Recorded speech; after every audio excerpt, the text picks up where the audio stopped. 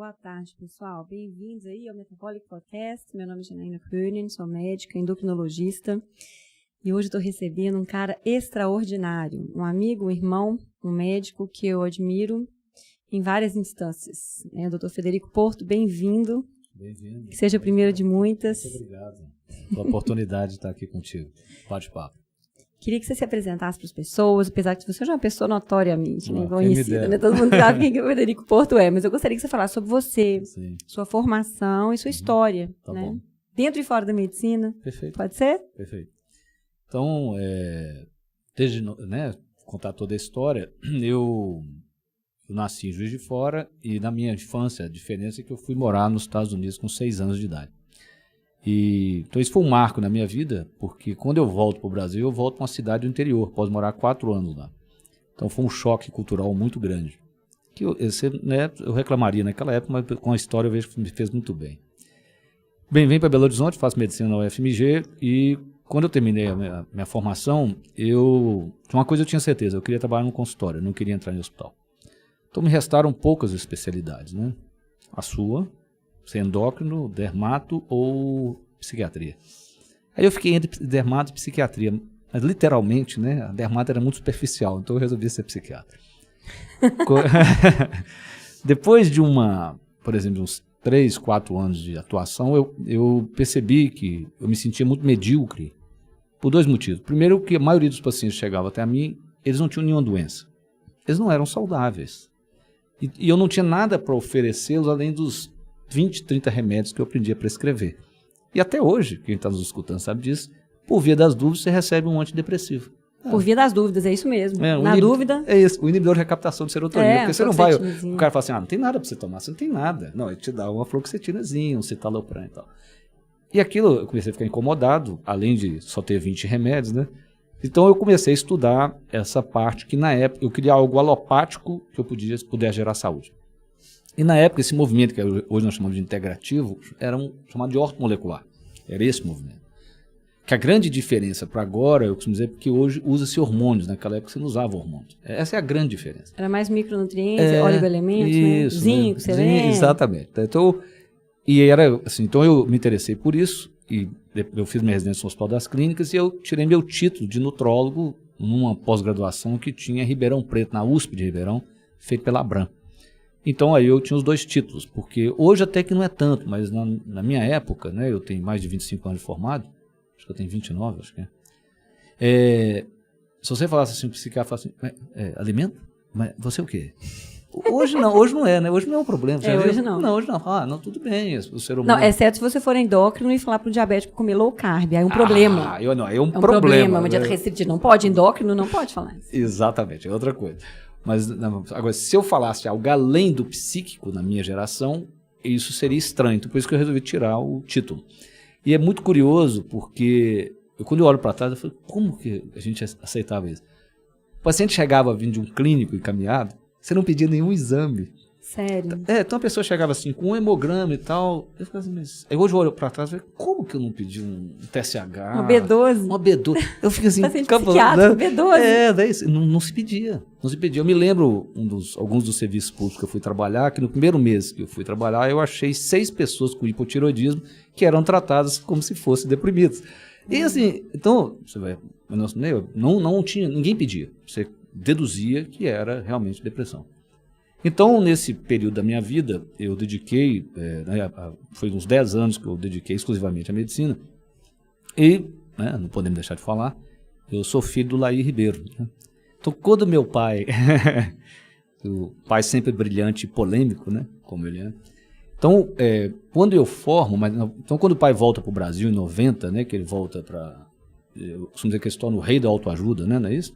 Apesar que ele brinca que auto é o quê? De automóvel, uma ajuda para o seu carro. Eu vou trabalhar com meu pai. Então eu trabalho com ele 10 anos. Né? Meu pai tinha um curso chamado Sintonia, que era um curso de imersão, que acontecia uma vez por mês.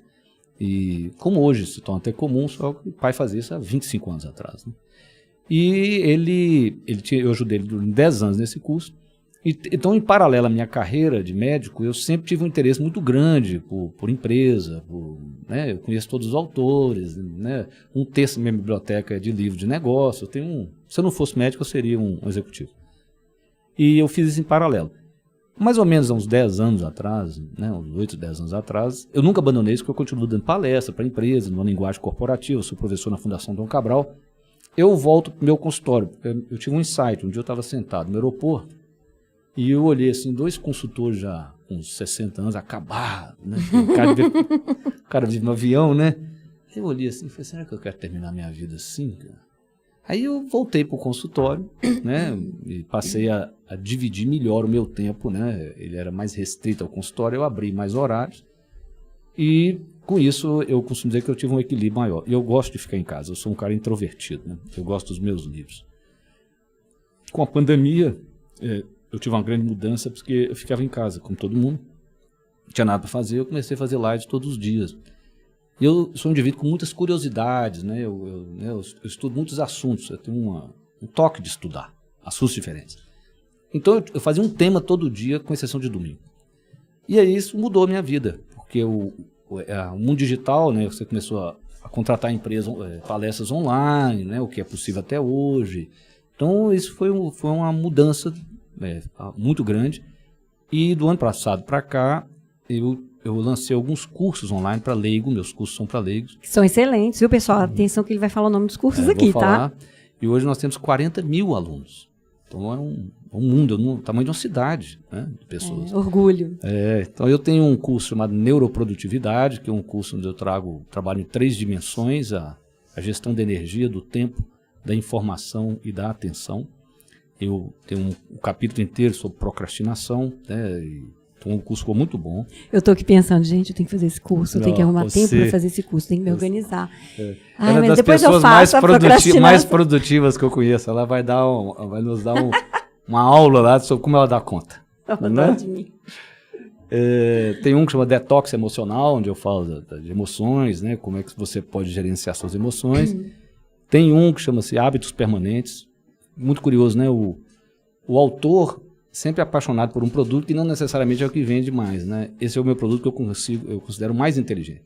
Porque eu tenho uma necessidade imensa de simplificar as coisas, né? A simplicidade é o máximo da sofisticação. Então esse curso em 1h30, 2 horas, eu resumi tudo que existia no mundo sobre hábitos, inclusive os aspectos mais modernos sobre isso, né? Que é o BJ Fogg, que é um professor da Universidade de Berkeley, que ele tem um modelo que chama Tiny Habits. Então está tudo lá dentro, antes do livro dele sair. E o meu último curso, que é o curso mais psicológico de todos, foi lançado agora, chama-se Sombra, o lado oculto do eu, que é onde é o meu curso mais psicológico, para leigo. Né? Os cursos, não que um profissional não vá aprender nada, mas é direcionado para um leigo. Né? Então são esses cursos, esses 4. Então isso hoje toma um tempo da minha vida para eu poder criar conteúdo para essas 40 mil pessoas que estão lá dentro. Então aqui o pessoal já está chegando aqui, né? Boa tarde, viu, pessoal que está ao vivo. A Maria Vitória já está aqui, comprou todos os seus cursos. A Maria Vitória é extremamente exigente, ela é formada em administração, tem bem processos, né? Agora está fazendo nutrição.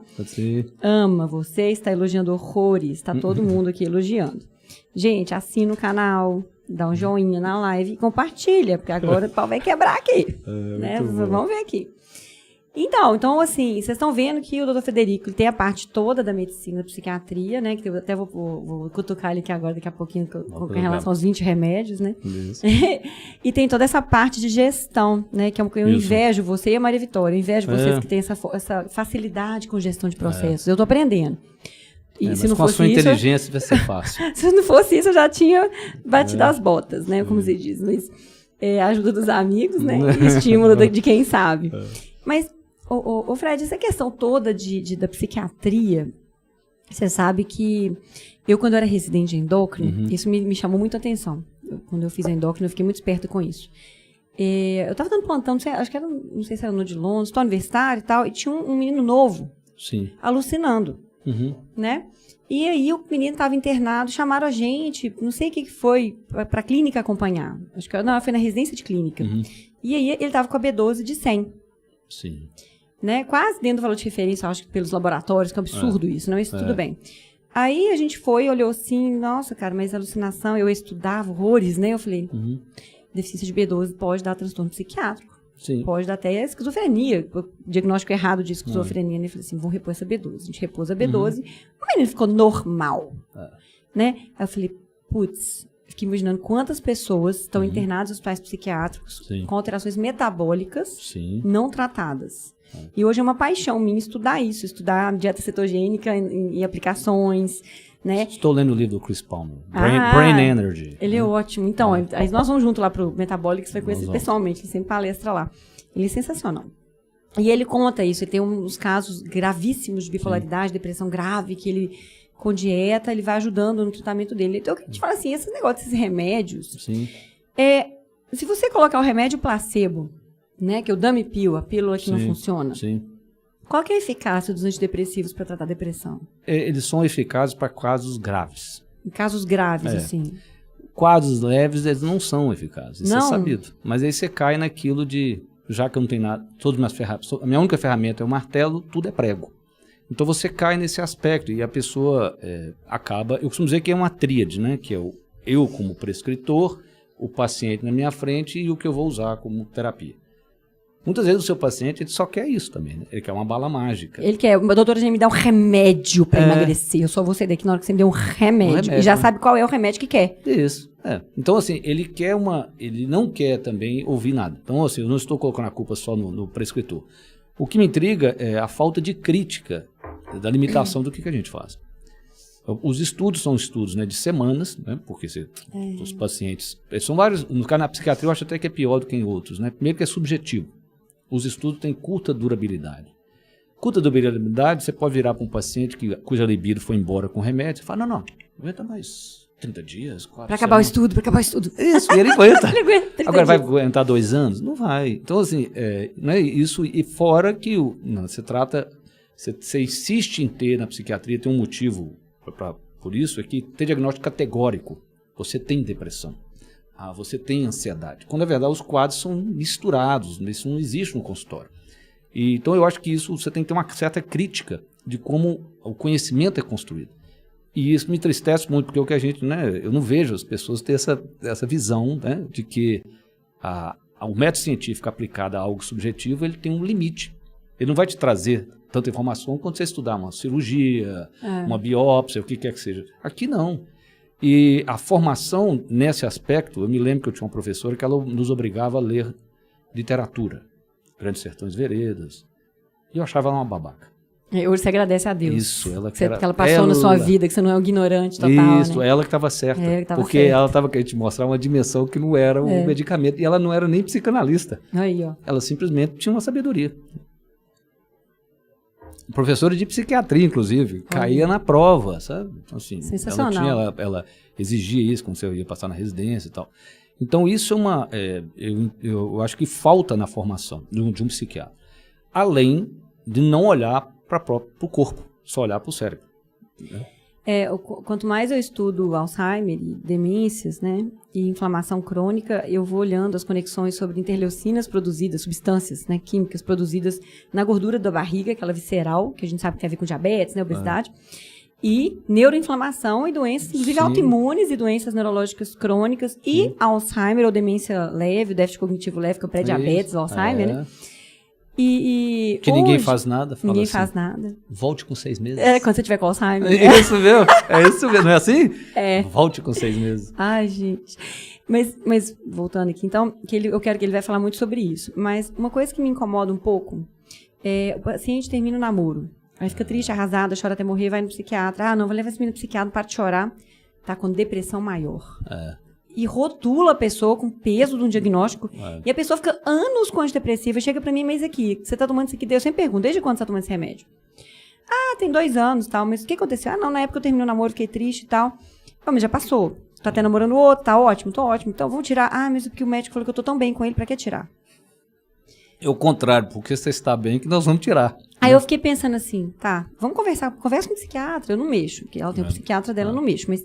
vai que não é isso, vai que tem um diagnóstico, né? Uma bipolaridade que a pessoa, né? Eu falei, conversa ao médico, quem sabe tira isso aí, né?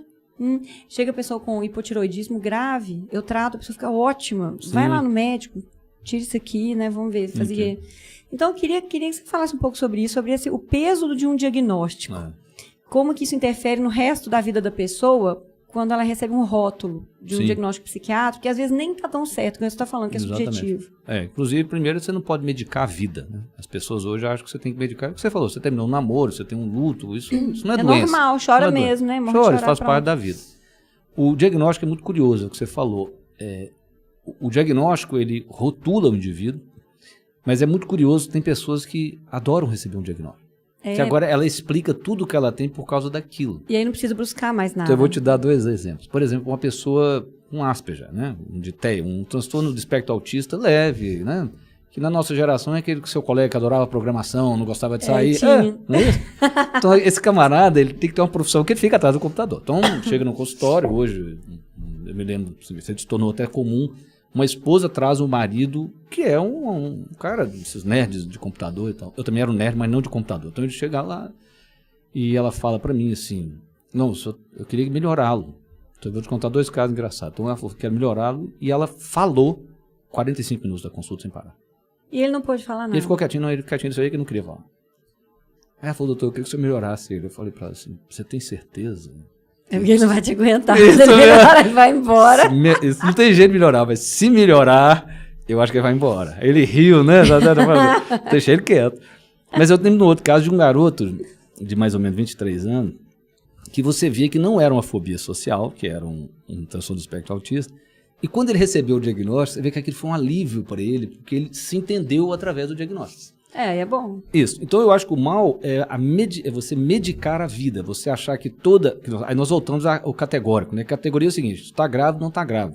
As doenças psiquiátricas são dimensionais, tem quadros leves a graves. Se você fala assim, vou dar remédio para os quadros graves, beleza. Para os leves, não. É o caso de déficit de atenção. Se eu trouxer um teste de déficit de atenção, para mim e para você, para todo mundo que está nos ouvindo, todo mundo fala assim, eu tenho mesmo. Você todo tem. Mundo está estressado sem dormir com déficit de atenção, então? Dá Ritalina para todo mundo? Isso. Vem olhando, eu fui xingado várias vezes na internet por causa disso. Fala, não, você pode estar desatento porque você fica o tempo todo olhando para o celular. Nós temos uma... Eu sou assim. Isso, nós temos que ter uma higiene da atenção. Igual tem a higiene do sono. É o que você falou. Então agora todo obeso nós vamos dar remédio para eles. Não é diferente, é a mesma coisa. Só que aí você tem uma alteração, que é um transtorno que seria dimensional, você pode chamar de uma doença, e você quer dar remédio para todo mundo. Na verdade não pode. Isso foi uma coisa muito interessante. Quando a gente faz mal com o remédio mesmo, ou seja, nós fizemos juramento para não fazer mal primeiro, né? Mas muitas vezes uma prescrição faz mal. Então é o caso que você levantou da bipolaridade. Toda aula que eu faço para profissionais de saúde, nutricionistas, fisioterapeutas, né, eu falo isso. Eu explico assim, 5% das pessoas no mundo se tornam bipolar por causa de um remédio. Uma substância pode ser uma cocaína, um psicoestimulante, que agora virou moda, né, para emagrecer e tal, ou um antidepressivo. Então eu me pergunto assim, quantos profissionais que vão receitar um psicoestimulante para emagrecer, por exemplo, não diferente de como receitávamos, eu não, né, mas Mazindol, Fenoproporexa. Nossa, eu nunca passei isso, graças a Deus. Eu também não, mas não é assim, não passava. A Anfepramona agora voltou, né? Isso pode. Isso Canabidiol não pode. Isso T3 mesmo. não pode, né? Anfepramona pode. A Anfepramona voltou, inclusive, né? Voltou, Sibutramina, Anfepramona, voltou. Eu não sabia, foi a festa dos anos. Mas não vou falar o nome, mas o mais novinho lá, Lexanfetamina, né? É igualzinho, mesma coisa. Então você passa aqui, alguém pergunta se ele tinha bipolar na família, você pode ser um bipolar tipo 3, né? Você tem parente de primeiro grau, portador de transtorno bipolar. Ninguém pergunta e vai passando aquilo. E aí você aumenta, então, e você falou, fazer um mal, esse é um exemplo do mal. Você pega um garoto que você suspeita, você dá Ritalina para ele estudar, tá cheio. E ele é bipolar, na verdade, ou o tempo que ele vai usar vai gerar uma alteração do humor. Então isso é quando você falou, a medicalização da vida vai criar um mal agora. Não é só que ela vai ser um peso, ela vai ter um malefício. E eu costumo dizer que voltamos ao martelo. Por quê? Porque eu não tenho nada para prescrever dentro de remédio. Eu não tenho como indicar nada. Nem perguntar se o sono está bom. Como é que você faz uma higiene do sono. Nem isso. Você ganha um remédio. Eu fico pensando, como que as pessoas conseguiram esse tempo todo dissociar o corpo da mente? Eles são indissociáveis. Assim, claro, o tratamento da mente é diferente em alguns aspectos, né? A psicoterapia eu acho essencial, eu super respeito, já fiz várias vezes, acho que eu ainda preciso fazer várias vezes. Mas assim, essa questão de dissociar, né? Igual você falou, chega um paciente com um diagnóstico para você, dá um antidepressivo, fazer eletrochoque, né? Então assim, como que as pessoas conseguem dissociar? E aí eu queria te perguntar, o nosso tema é saúde integral. Então, como que a gente consegue ter uma visão integral do ser humano Sim. dentro de cada especialidade? Então, na sua especialidade, por exemplo, você é nutrólogo também. Absolutamente. Que foi o que te defendeu, assim, dessa falta de visão sistêmica do ser humano na psiquiatria, né? Então, como que, na sua especialidade, que hoje você não é só psiquiatra, você é médico. Eu acho que quando a gente se liberta do rótulo, eu acho que é uma nossa, que a pessoa vai ser endócrino, né? Me dá Ozempic, todo mundo, né? Exatamente. Eu falei, não, eu sou médica, estudo muito hormônios, endocrinologia e metabologia, mas hoje eu trato outras doenças, inclusive. Então, você se libertou desse rótulo e as pessoas te procuram não só para tratar uma bipolaridade, mas para ter saúde mental e física, o que é uma coisa que é difícil de se ter. Então, eu queria... Como que você enxerga a saúde integral? Então, o que você falou, eles me procuram geralmente porque eu sou um psiquiatra um pouco diferente na percepção deles, ou pessoas me procuram para melhorar a saúde, tá certo? Eu vou fazer uma analogia que eles vão entender o que é uma visão integral. Imagina se eu ligar um aparelho de eletroencefalografia, uma polissonografia, na pessoa e ela vai fazer um exame do sono. Como eu fiz esses dias, aliás, eu pensei que colonoscopia fosse o pior exame. Polissonografia é muito pior. Então eu vou fazer a A colonoscopia é muito mais tranquila. A polissonografia você tem que dormir quase na mesma posição, cheio de fio. Então, olhando para a máquina, ele sabe exatamente a hora que eu estou sonhando, o meu sono REM. Mas ele não sabe o conteúdo do meu sonho, concorda? Então ele tem que me acordar para eu contar para ele, eu estou sonhando, E esse indivíduo, né, com o que é mensurado nele, o meu colesterol, o meu triglicérides, minha B12, minhas ondas eletroencefalográficas, e o que está passando dentro de mim, ele nunca está só, ele está inserido num coletivo. Perfeito. Então eu estou sonhando, mas assim, a minha cultura interfere na qualidade do meu sono. Por exemplo, eu brinco que uma mulher muçulmana, lá na Arábia, ela provavelmente sonha de burca. Talvez um sonho erótico, ela está sem burca, mas ela vai estar de burca. Ela vai estar de burca, geralmente. É porque ela sempre está de burca, né? Então isso é parte da cultura dela. E tem uma dimensão social, que é a economia, a política, se tiver guerra, né? Outras questões que são tangíveis. Então é como se eu tivesse uma realidade que eu posso medir, tocar, e uma realidade dentro que eu tenho que perguntar para a pessoa me contar como é que é. Então uma visão integral passa disso, pela biologia, pela psicologia, pela antropologia e pela sociologia. Então eu tenho uma visão dos contextos onde aquele ser está integrado. E aquele ser, ele é composto do físico, do emocional, do mental e do espiritual dele. Então quando você enxerga isso, é o que você falou. Você consegue ter uma ideia, eu costumo dizer, de onde está o gargalo do problema dele. Então o gargalo é assim, né? Então você tem uma caixa d'água com um cano de uma bitola X. A água vem. Se o cano ficar estreito, é um gargalo. O que vai sair de água é o menor cano, não o maior. Então, todo paciente tem um gargalo, que geralmente não é o que ele quer, é o que ele precisa. Então, a arte mais difícil é como você equilibra o que ele quer com o que ele precisa de fazer. Porque se bastasse a gente dar uma receita, ele podia ir embora, mas não é isso. Você tem que, às vezes tem que voltar, você tem que abrir um espaço para criar um diálogo. Evidente que isso também tem um limite, porque muitas pessoas não querem assumir a responsabilidade. Então, eu acredito que você ter essa visão, assim, você não precisa de fazer tudo. Mas você tem que enxergar a pessoa como um todo. E no caso do gargalo, eu digo que a gente vive um momento que é assim, devido ao excesso de informação, então eu vejo assim, a pessoa tem um problema no casamento, uma profissão que ela acha terrível, e ela acha que o problema dela é a desbiose. A desbiose pode ser só a consequência, não a causa. Mas como é uma Inclusive, lógica... isso que ele está falando não é besteira não, tá, gente? O excesso de cortisol no corpo, o estresse emocional, aumenta e piora a desbiose. Isso. Só fazendo uma parêntese aqui, que não é uma piada, ele está falando sério. Sério, aliás, eu vi de um estudo que era assim, eles analisavam o bioma, submetiam o indivíduo a 12 sessões de psicoterapia cognitivo comportamental e o bioma mudava. Então, ou seja... Tem a ver. É isso. Os hormônios recirculam, circulação interhepática, liquigã, tem tudo a ver, tá, gente?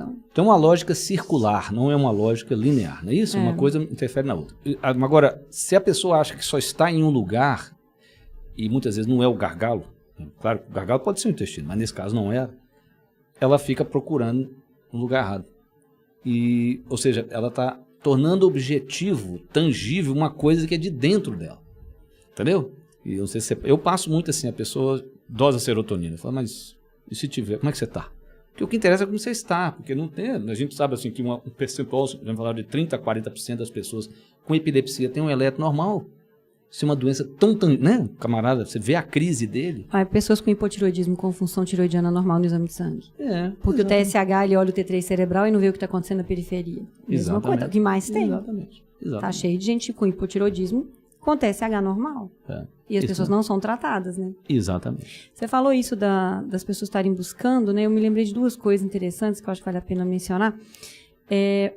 Eu trabalhei no SUS 8 anos, né? Também. E eu trabalhei na Chapada Diamantina, na zona rural, eu tinha 25 microáreas. Eu ia de Uno, porta-mala amarrado de cordas. Sim. Com a minha equipe, com vacina no colo e tal.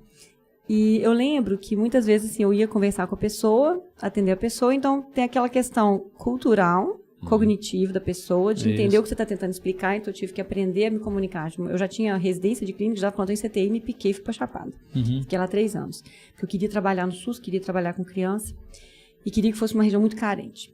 Aí, eu lembro assim, que eu tinha que explicar a questão toda, e aí tem a questão econômica, a pessoa tem condição financeira de fazer um tratamento, não tem. A pessoa tem condição de tomar os remédios, porque ela não consegue saber o que é dia e noite. Eu tinha que desenhar a lua e o sol. Sim. O tanto de coisa que você tem que levar em consideração. Com 20 minutos de consulta de convênio, você faz uma receita, a pessoa vem de longe, às vezes. Você dá a receita, a pessoa vai embora. Sim. Né? Ela não toma o que você prescreveu. Ela não 90% das pessoas não tomam. O time span dela não permite, talvez, nenhum dia dela enxergar o que ela tem que fazer naquele dia. Isso. Aí eu chegava na casa das pessoas e eu via a realidade das pessoas. Então, aí tinha 2 cestas, uma com o sol desenhado, que a minha enfermeira fez, uma com a lua, com os comprimidos ali. Ele pegava um de cada e tomava. E a questão toda das famílias todas morando no mesmo lugar, trabalhando todo mundo na mesma cama. Muito difícil. Então, quando você leva em consideração a parte sociocultural, interfere totalmente no tratamento, no diagnóstico. E aí você fala para a pessoa, tem que comer carne. Aí a pessoa, a gente come uma vez por mês. E foi justamente, eu descobri isso no dia que eles serviram para mim. Sim. Eu até chorei, engasgava assim. E não podia recusar, porque era uma honra. Então, assim, aquelas questões, assim, de que às vezes a gente não se coloca, não consegue entender a dimensão da realidade da outra pessoa na hora de fazer uma receita. Então, eu sempre pergunto a religião, porque quando eu estava no hospital, eu lembro que tinha testemunho de Jeová e não podia fazer transfusão. Então, às vezes, você não pode fazer alguma coisa pela religião da pessoa. Exatamente. Às vezes a pessoa está lá com uma deficiência grave, mas a religião não permite comer aquilo ou aquilo outro. Isso. Então, essa questão da dimensão socioeconômica, sociocultural é muito importante. A religião e a espiritualidade também. Se a pessoa tem uma religiosidade muito forte, às vezes ela é mais pragmática, mais forte. Ela é mais otimista, ela confia em Deus. A pessoa que às vezes não tem uma religião, se ela não for muito forte, assim, muito prática, né? Às vezes ela se perde e fica assim, sem esperança, né? Ou seja, a nossa finitude, né? Para quem não tem uma religião ou uma espiritualidade, é muito mais difícil de lidar. Não é isso? Não é? O indivíduo é pragmático. Eu acredito, né, que existe uma dimensão não física da nossa consciência. E as pessoas perguntam assim, como você acredita? Porque o que muda um paradigma é uma anomalia dele. Quando ninguém dava volta ao mundo, ter um paradigma de um mundo plano, resolvia. O dia que alguém deu uma volta ao mundo, você falou, opa, isso é uma anomalia. Então você tem anomalias, as pessoas não sabem. Né? Tem um professor na Universidade da Virgínia, por exemplo, que ele tem 70 casos. Ele tem 70 casos, sendo que 80% deles, ele achou a pessoa. São crianças dos 3 a 6 anos de idade que se descrevem como uma pessoa que já morreu. Não é exatamente uma reencarnação, porque tem crianças que se descreveram a mesma pessoa. Mas em detalhes, tem um menino que chama David, que ele descreve que ele era um piloto da Segunda Guerra Mundial, o pai dele achou o porta-aviões onde a pessoa que ele dizia ser pilotou. Isso é uma anomalia, tá bom? Então o paradigma tem que ser questionado. Experiência com as mortes é outra anomalia, ninguém sabe explicar. Não sei se você sabe, tem pessoas cegas. E durante uma cirurgia, o indivíduo descreve depois para o cirurgião tudo o que aconteceu, mais curioso. Ele descreve algo que seria a cor. Ele fala assim, mas o seu sapato, ele não tem noção de cor, né? Era diferente da sua roupa.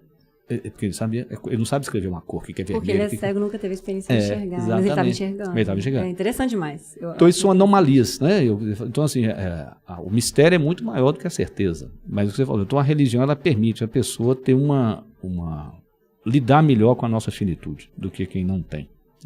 Tem um estudo com câncer, com pacientes oncológicos, essa questão da espiritualidade, ou não necessariamente espiritualidade, mas do pensamento positivo ou negativo. Sim. Metade achava que fazia planos, vou na formatura da minha neta, vou não sei o quê. E a outra metade muito negativa. Então, eles dividiram essas pessoas. As pessoas que faziam planos, que falaram, não, vou... O que é isso? Não morrer disso aqui, não. Elas tinham uma mortalidade 30% menor. Sim. Aí, eu fiquei assim, então, existe essa questão do placebo no tratamento, ou da vontade, ou da força interior, ou do pensamento positivo, interferindo em hormônios, em sistema imunológico, que as pessoas não valorizam muito. Como que a gente consegue fazer isso numa consulta de 20 minutos de convênio? Você ter toda essa dimensão do ser humano que está na sua frente. Primeiro que o placebo existe, não tinha estudo do cérebro, né? Essa é a primeira coisa, né? Você falou muito bem. O difícil não é só numa consulta de 20 minutos. É como é que você desperta um placebo uma pessoa, né? Se a gente olhar para trás, os xamãs, a gente acha que os xamãs tinham assim 50 ervas que eles usavam. Eles tinham uns 2 ayahuascas, assim, uns negócios desses que ele dava pro cara, e põe o cara num transe. E ele provavelmente induzia a cura através de um outro mecanismo, que ele também acreditava.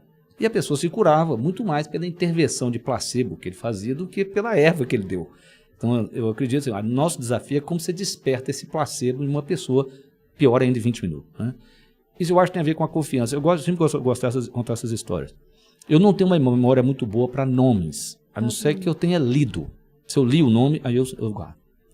Então, quando eu trabalhei no SUS, igual a você, eu trabalhei uns 8 anos no SUS também. Como dizer, todo médico tem que trabalhar no SUS, né, para ver a realidade, para ver a quantidade de pacientes. Né? Então, eu lembro que a minha esposa disse que é porque eu gosto de fofocar. Então, eu não lembrava, o paciente sentava assim, eu olhava o nome dele e eu lembrava da história dele. A história, eu sabia a história toda, impressionante. Tinha coisa que eu falava assim, não é possível que eu lembre disso. Ele perguntava assim, a senhora é aquele caso? E elas assim, eu ia falando. Então você via que chegava um ponto que elas se impressionavam com aquilo da minha memória. Aí eu costumo brincar que naquele momento eu dava um comando hipnótico. Eu falava assim, você vai melhorar. Então assim, naquele momento eu conseguiria criar um placebo, né, tá certo? Em outras circunstâncias não adiantava eu falar de qualquer jeito, mas se você criar uma empatia, né, com a pessoa, isso, aí eu acho que esse placebo é criado, né, esse campo de cura que eu acredito que gere. Então, assim, essa eu acho que é a arte, o que a ciência nunca vai conseguir fazer, porque a ciência exclui o placebo. Mas ela exclui como se ele não existisse. Não, você exclui porque ele existe. Né? Então, eu me lembro de um colega que... E o nocebo também. O nocebo, sim. Se você acha que uma coisa vai te fazer mal, grande chance de você sentir alguma coisa ruim com ela, né? Algumas pessoas podem saber, assim, eu vejo assim, não estou dizendo que as pessoas não têm intolerância a alimentos, mas você vê que hoje se tornou assim, se o camarada entende que ele tem intolerância a glúten, e ele come, ele passa muito mais mal do que ele passaria 10 anos atrás. Né? Se comer escondido. Exceto minha amiga era vegetariana e passava mal com carne. Um dia esconderam carne e ela foi pro hospital. Esconderam num bolinho carne, ela comeu e foi pro hospital. A gente passa mal mesmo. Ela passa mal mesmo. Eu passava mal com leite.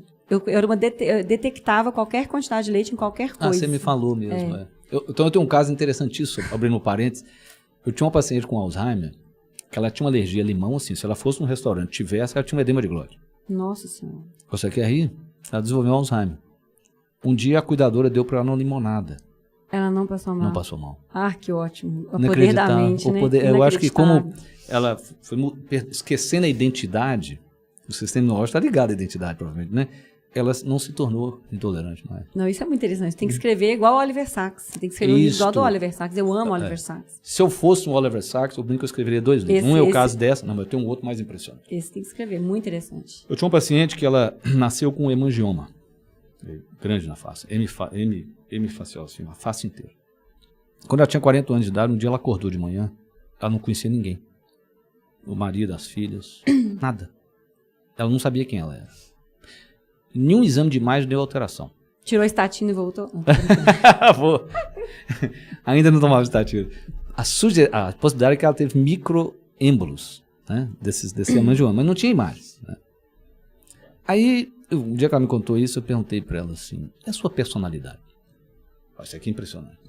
Ela falou para mim assim, claro, me dizem que eu era muito insegura, porque eu cresci com esse hemangioma. Mas eu não consegui saber muito, porque todas as vezes que eu ia conversar com a minha mãe sobre isso, ela achava que eu estava culpando-a de alguma coisa. Ela falava assim, não, nós levamos vocês no médico, levamos vocês lá em São Paulo. E ela conta que hoje não, eu sou completamente segura de mim.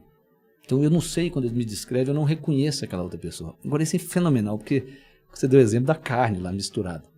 Pô, se a personalidade é formada antes da sua consciência, em parte dela, não é isso? Ou seja, quando você está com 12 anos, você já tem mais ou menos formado o seu jeito de ser.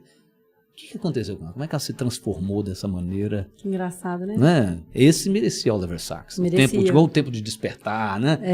Para quem não conhece, ele escreveu 2 livros que eu li que eu amei. Tem o Tempo de Despertar, mas tem também O Homem que Confundiu a Sua Mulher com o Chapéu. E tem também Um Antropólogo em Marte, que são livros que me marcaram muito. Tem gente pedindo dica de livro, depois o Dr. Federico vai dar a dica de livro. Aqui, Inspire Now tá falando que seu pai salvou minha vida, falando sobre a vitamina D. Sou paliativa, SUS cheia de vida. Sim. A árvore de bons frutos. Obrigado. E me fala aqui uma coisa. Só um detalhe sobre o Oliver Sacks, que eles têm que assistir O Tempo de Despertar. O Tempo é um filme, gente. Tem até um filme lindo, muito lindo. Com o Robert De Niro e o Robin Williams, né? Maravilhoso. Sobre os casos lá com encefalite, né? Viral que fica em coma 30 anos. Vale a pena assistir. Muito bom. Aqui, o que tem de metabólico que pode alterar um quadro psiquiátrico? Para as pessoas ficarem ligadas, assim. Que eu vejo muita gente, a gente pode até fala tudo, assim, tireoide, não vou falar não. Que as pessoas, às vezes, poderiam ficar atentas frente ao diagnóstico, gente, de alteração comportamental, seja bipolaridade, depressão, esquizofrenia, o que essas pessoas deveriam pesquisar antes de ganhar um rótulo? Assim, que eu acho rótulos errados, tá, gente? Mas, assim, eu vejo muito comum, né? Só abrindo um parênteses. O diagnóstico é uma coisa bacana. Né? Eu falo para o paciente assim, eu não vou te dar diagnóstico. Mas, por exemplo, tem 2 eixos. As emoções mais primitivas é o medo e a raiva, né? Você tem medo, raiva, alegria, tristeza, medo, raiva e aversão, né? O nojo. O medo e a raiva são as emoções mais primitivas. Então, se eu perguntar para uma pessoa, elas estão nos ouvindo, você acha que você é uma pessoa mais do eixo do medo ou da raiva? A pessoa se identifica. Ela falou, é verdade, porque eu posso ter muito medo, ansiedade, depressão, né? Porque a pessoa com depressão já se recolhe, ali que funciona os emblemas de recaptação de serotonina, ou pode ser uma pessoa de pouco medo. A pessoa pouco medo, ela é destemida. É diferente do raivoso, que é explosivo, entendeu? Então, muita raiva ou pouca raiva. A pessoa que tem muita raiva, é ali que entra os diagnósticos de borderline, transtorno de bipolar, esquizofrenia, esquizoide, ali, ó. Então, são pessoas que você tem que conter o impulso delas, né? Ou seja, então, é diferente. Então, eu falo para você, esquece o diagnóstico. Eu vou te dar um medicamento, às vezes vai te ajudar. Então, não tem a ver com... Esquece o diagnóstico mesmo. Ou seja, isso antecede o diagnóstico. É como se eu estivesse olhando para ela e vendo que se o traço de personalidade dela, que um indivíduo com alta raiva deprimido é diferente de um indivíduo com alto medo deprimido. Ele é diferente. Você acaba dando o mesmo remédio. Então, você falou o que eu entendo quando o metabolismo influencia. Primeiro, eu digo que nós temos que trabalhar do que é mais fundamental para o que é mais significativo. Então, na base, eu costumo dizer que são as reações químicas. E se você ver, isso é cronológico, né? Não vou dizer filogenético, porque já estava em nós, mas isso vem como se fosse um processo evolutivo, né? Então, antes era um caldo de moléculas que foram reagindo, seja metilando, o que seja, né? Aqueles 4 reações básicas, surge a nossa mitocôndria. Então, se você vai na base, então você tem que cuidar da base. Então é aí que entra o metabolismo, sei lá, né? Como é que a pessoa, se ela está inflamada, se ela não está, se ela come muito carboidrato, é ali que entra tudo. Então, ou seja, aquela é a base. E, por exemplo, conta, né, que é oxidação, inflamação e glicação. Não é isso que nós devemos diminuir e melhorar a metilação. Hoje, é muito curioso isso, né, Janaína? Porque eu sou de uma geração que existia hospitais de crônicos. Eu trabalhava em um, que era a Clínica Serra Verde, ficava ali em Vespasiano, que tinha 800 pacientes internados, que moravam lá há 20 anos, 25 anos. Então tem coisa que ninguém sabe que eu vou te contar. Só quem trabalhou no hospital desse e a enfermeira que trabalhava lá há 40 anos. Né? A pessoa com esquizofrenia grave, ela tem um cheiro. Interessante, ela tem um cheiro. Ela tem um cheiro de oxidação. Como se fosse uma gordura, um óleo de soja que fica, entendeu? Quando ele estraga, eles têm esse cheiro. Que na época que eu fui me formar, é a oxidação da membrana dos neurônios. Eles vivem um processo oxidativo intenso, que provavelmente vai os demenciando. Por isso, quem tem uma esquizofrenia mais grave tem mais chance de ter demência. É uma demência gerada pela doença. Nossa. Então, isso está na base. Um tratamento metabólico seria... Exatamente. Tem que ser olhado, né? Mas o que eu brinco com você, não sei como é que o Chris Palmer dá cetogênica para o paciente. Né? Ele deve aprender no hospital, né? Dar a única opção de comida. Porque como é que você vai convencer, né? Então, assim, Não que o paciente vai fazer, mas eu tento, porque, por exemplo, uma pessoa com depressão, eu costumo dizer que eu tenho que usar uma técnica de torniquete com ele. Eu tenho que ir devagarzinho, né? Se eu for muito duro, eles não vão seguir. Então eu vou introduzindo gradativamente as mudanças, né? Aí quando ele fala assim, cheguei até aqui e parei. Eu falei, como eu disse, você tem que melhorar a sua alimentação. Parei. Então eu começo melhorando o sono. Eu acredito que o sono, se eu puder dar uma única dica para a pessoa, para ela dormir bem. Claro, para ela fazer isso, ela tem que mudar um tanto de coisa na vida dela. Mas o sono, o maior descanso da nossa vida, tá certo? Ou seja, seu sistema nervoso autônomo vai se estabilizar lá, voltamos ao meu modelo do primitivo para o mais recente, o que é o sistema autonômico, que é primitivo, então ele vai trazer um equilíbrio que não existia antes, que a pessoa está geralmente fora desse eixo. Você tem como medir isso. Hoje eu mensuro isso em alguns pacientes, eu peço isso para mensurar todo dia de manhã a variabilidade da frequência cardíaca. Existem apps que fazem isso antes, porque tem um índice, que é um índice matinal. Após o seu evento mais parasimpático tônico, ou seja, de descanso, que é o seu sono, você mede como é que você está. É inacreditável. O que esse índice mostra? Porque ele te mostra algo que você não está nem sentindo ainda. Eu mensuro o meu, um dia ele estava 7 pontos, geralmente o meu é 30. Eu não achei estranho, medir de novo, deu 7. Naquela noite eu gripei. Eu já estava gripado, só que eu não percebia. Então, com isso, você vai dando uma métrica para ele vai percebendo, né, a melhora. Então, eu concordo com você. Esse deveria ser o ideal. Mas aí nós temos a nossa tríade. Eu, né, quem está atendendo, o paciente e a terapia. Às vezes ele não quer, né? Ele não vai fazer, né? Entendeu? Então, o que eu espero é chegar num platô. Ao que ele atinge o platô, eu falo, por exemplo, para sair desse platô, nós vamos ter que fazer mais isso. Ou você aceita o platô, ou você faz o movimento. Não vai, com o que nós temos aqui, porque chega um momento, quem já teve que passar por isso, você fica trocando 6 por meia dúzia. Né? Só tem 20 remédios, né, Jean? Então, troca. Já fez 20 trocas. Aí eu brinco com eles. Não mude de médico. Deixa que o médico mude o remédio. São os mesmos remédios. Se o diagnóstico não estiver dando drogas estimulantes com bipolar, de resto, não tem droga errada, né? Tem a droga tentativa e erro mesmo. É altamente empírico. Ou seja, o medicamento é te prescrito, na verdade, pelo perfil de efeitos colaterais dele. Né? Tipo assim, a pessoa não está comendo, você vai dar uma mirtazapina. E ela vai ficar com fome. No fundo é isso. No olanzapina, que aumenta muito a resistência. Nossa, você falou uma coisa muito importante. Que eu sou da geração quando surge os antipsicóticos atípicos. Aí a pessoa começa a comer açúcar sem parar e fica diabética. Não, já vi gente engordar 25 quilos. E aí eu me pergunto, será que tratar os sintomas, que a esquizofrenia tem os sintomas positivos e negativos, né? Positivo é delírio, etc. Negativo é aquele embotamento, aquela estranheza que a pessoa com esquizofrenia mais grave tem. A conversa com os antipsicóticos atípicos era que eles melhorariam esses sintomas. Eu sempre me perguntei, será que isso justifica engordar 25 quilos? Porque aí ela vai piorar a neuroinflamação e vai piorar todo o resto. Exatamente. A longo prazo, exatamente, ela vai piorar. Exatamente. Então, eu lembro que era uma voz... Ninguém fala, mas compensa engordar 25 quilos?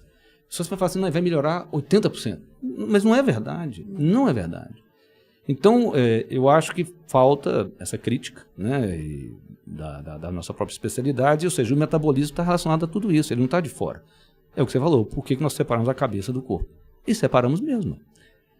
No nosso grupo, deixa eu contar esse caso, né, num desses nossos grupos que eles falaram da doença de Wilson, né? Você viu o que eu contei, a história? Esse foi o caso mais marcante da minha carreira de um diagnóstico errado, metabólico, gerando uma doença psiquiátrica. Eu era residente e um dia um pai trouxe um filho em epistótomo, né? Ele era todo duro, ele já era um menino de 20 e poucos anos. Assim. E aí era um caso impressionante. Então eu gosto de dizer onde começou o erro médico. O pai conta que o filho dele, ele era o único filho de um casal idoso já. Acho que eles tiveram meninos, eles tinham mais de 50, mais de 40 anos, mais de 50 anos. O menino dormiu na cama dos pais até os 13, 14 anos. Você, como psiquiatra, fala assim, Tá explicado. Tá explicado tudo. Aí ele teve um surto. Explicado.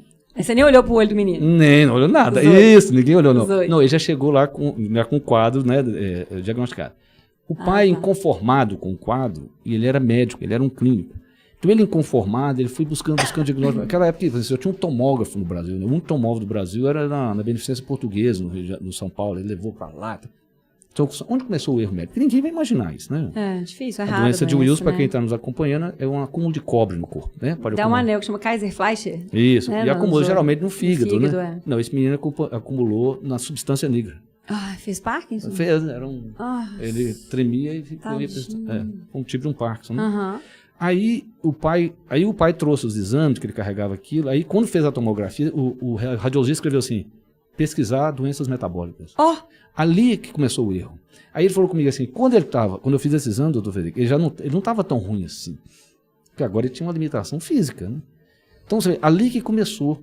Então, assim, mesmo, como dizia o professor João Galiza, o que é raro, o que é comum é comuníssimo, o que é raro é raríssimo. Mesmo, ou seja, raríssimo, ninguém ia pensar naquilo, mas quando vê aquele diagnóstico, alguém tinha que olhar. Você desprezou o que o radiologista falou. Então, esse é o exemplo de uma doença metabólica, vamos dizer assim, né, do corpo mesmo, causando sintomas psiquiátricos. E a gente se pergunta, por que as outras não causariam? Por que não? Por que uma tireoide alterada não causaria? Por que a doença que não existe, né? A sua suprarrenal produzindo menos cortisol? Né? Não existe. Né? Uma alteração hipotálamo adrenal não existe. Mas não existe o quê, pô? Né? Não existe porque ele não aprende na residência de endócrino. Então não existe. Aprende. Tudo que você não aprende na residência não pode existir. Porque não é uma doença, não é isso? Não é uma doença, é uma disfuncionalidade. Então, voltamos ao diagnóstico dimensional, não é isso? Eu, como você, não vou nem conversar no exame do lúcio, da saliva, mas eu já achei cortisol de 2. E na época eu mandava para o endócrino. Eu achei cortisol de 2 no sangue, não, de 4, sim. Eu já achei de 2 no sangue. Arrastando. Dos 2, eu mandava para o endócrino. E não era Addison. Não era exatamente.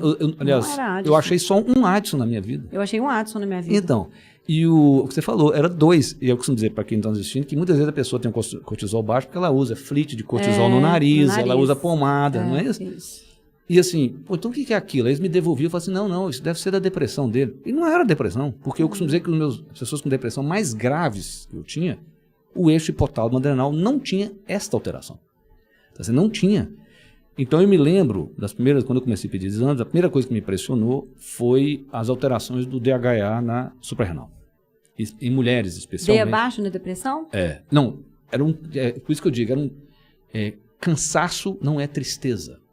Entendeu a diferença? Lá na psiquiatria do resto do século, você dividia a melancolia, que era a tristeza, do cansaço, que era a neurastenia. Mas o cansaço crônico, de tanto reclamar, as pessoas te taxam como deprimida. Exatamente. E a mulher aceita. Isso. E aí o que aconteceu? Quando surgiu o DSM, você juntou essas duas coisas e chamou de depressão. Então, você medica igual. Eu não sei se você sabe, os inibidores de captação de serotonina, eles liberam mais cortisol fixado nas hemácias, né? Ele aumenta o cortisol livre. Então a pessoa você joga joga álcool na fogueira. Então ela se sente melhor, depois cai, porque não consegue manter aquilo. Então, essa diferença me chamava muita atenção, porque essas pacientes cansadas, elas não tinham tristezas. Se você perguntasse, mas você tem pensamento catastrófico, ideias, né, suicídio? Nenhuma tinha. Ela tinha um cansaço, ela estava esgotada. Que eu costumo geralmente é uma mulher, mãe e que trabalha. Não é fácil, gente. Eu só não tomo mais 10 porque meu cabelo cai todo. Senão eu tomava banho de 10. Eu costumo dizer que tem uma explicação. Eu busco uma explicação em 4 perspectivas, não é isso? Psicossocial. Por que eu acho que isso acontece mais em mulheres? Porque o mundo, ele é yang, não é isso? O mundo é yang, né? Você trabalhar, isso é yang. É masculino nesse sentido. Então, para a mulher se adaptar a esse mundo yang, que na natureza dela não era assim, na savana africana, não é isso? Né? Até anos depois, ela tem que se tornar mais yang. E aí eu entendo que é como se ela tivesse que produzir mais testosterona. E a testosterona dela vem dessa ideia suprarrenal. Então chega um ponto que não dá conta. Ela chega no ápice dela. Né? Aí vem um colega ginecologista e passa anticoncepcional oral só para dar aquela ajudinha, como matar o ir mais rápido. Então quando surge meu consultório, eu faço 2 dicas. Eu suplemento, eu prescrevo, é uma mudança impressionante na vida da mulher. Tem vários estudos, né, Fred? Tem. As pessoas falam que não há evidência na literatura, mas recentemente na pós eu estava estudando sobre isso. O tanto de artigo que tem sobre DHA, cognição, depressão, ele é um neuroesteroide, né? A maior função do DHA não é como matéria-prima de hormônio, ele é um neuroesteroide. Ele tem ação, né? Agora quem tem alopecia androgenética só lamenta, né? Exatamente. Assim, exatamente, não pode. Talvez uma pregnenolona, né? Aí muda, né? Não, você sabe que numa época não tão hostil quanto essas coisas, eu tinha uma meta-análise que eu mandava para o ginecologista, quando ele questionava. E aí eu fui descobrir por que os ginecologistas tinham esse preconceito. É porque o Speroff, né, o Textbook of Gynecology, né, o livro-texto, ele tem um capítulo que ele tem uma opinião dele que não deve dar DHA. É uma opinião, isso não é um fato. Não é lá que fala que dá trombose, não, né? Que tem gente que acha isso, e na verdade ele é fibrinolítico, ele previne trombose. Exatamente, né? porque todo esteroide daria, né? Todo androgênio daria trombose. Né? Exatamente. É os bombas, né, que o povo faz, né? Que aí você pega Os nossos hormônios não fazem Não isso. fazem isso. E homens, né, lembrando, ele produz estrogênio, né?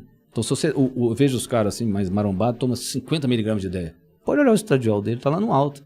Ele tem que tomar uma dose menor, né? Eu tomo, a minha dose é 12,5. Se eu tomar mais que isso, meu estrogênio sobe. Então, você tem que tomar uma dose pequena.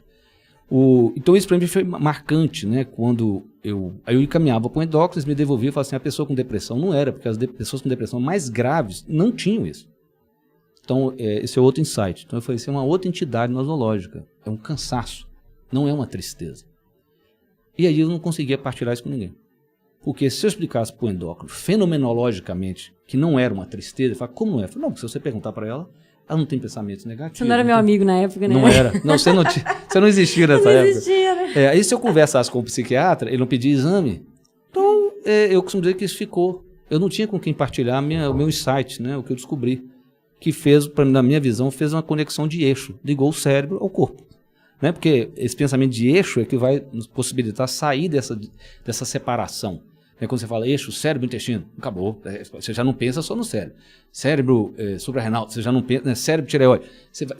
Claro que a gente sabe que isso existe quimicamente, mas você é obrigado a raciocinar de uma maneira não cartesiana, de dividir em pedaços. Né? Quando a gente fala desses pacientes que têm as alterações, né, de fadiga crônica, as pessoas falam que não existe tal coisa, tem até There's no such a thing as adrenal fatigue, que foi publicado por um professor eminente, brasileiro, inclusive, né? Que eu andava com esse estudo debaixo do braço, quando eu era residente de endócrino, chamando todo mundo de picareta. Você sempre intensa, como você... Sempre intensa, né? Assim, lavagem cerebral na residência, né? Eu era residente padrão, lia todos os guidelines, cuspia guidelines com as respectivas evidências. Que, assim, tem sua utilidade, né? Mas é muito limitado na decisão clínica, né? Muito limitado. E hoje, quando eu vejo os pacientes que... Eu lembro, quando eu saí da endócrino, em 2012, né? Que eu comecei a atender como endocrinologista, como que eu não gostava de atender hipotiroidismo, porque eu falei assim, nossa, coisa chata, não tenho o que fazer. A pessoa toma um remédio e não melhora. E ela sempre está reclamando a mesma coisa. Aí você tem que mandar para o psiquiatra, porque é depressão. Eu falei, mas não adianta, porque não melhora. Depois que eu descobri que o tratamento não estava adequado, que a pessoa podia estar inflamada, que a pessoa podia estar com deficiência de vitamina D, deficiência de magnésio, que interfere na ação do T3, ou que a pessoa não converte bem T4 em T3, né, ou que a pessoa tem um polimorfismo, que o receptor de T3 é menos eficiente, sei lá. Nossa, é tão complexo e eu não aprendi nada disso. Eu fiquei triste, porque eu acho que uma coisa que precisa mudar na residência de endocrinologia no Brasil, não sei, no mundo também acho que é a mesma coisa, é que a gente não estuda como promover a saúde. A gente não estuda como os hormônios se comportam durante a vida, como eles vão caindo, o que acontece quando eles vão caindo, o que acontece quando a progesterona vai caindo, muito antes do estradiol cair.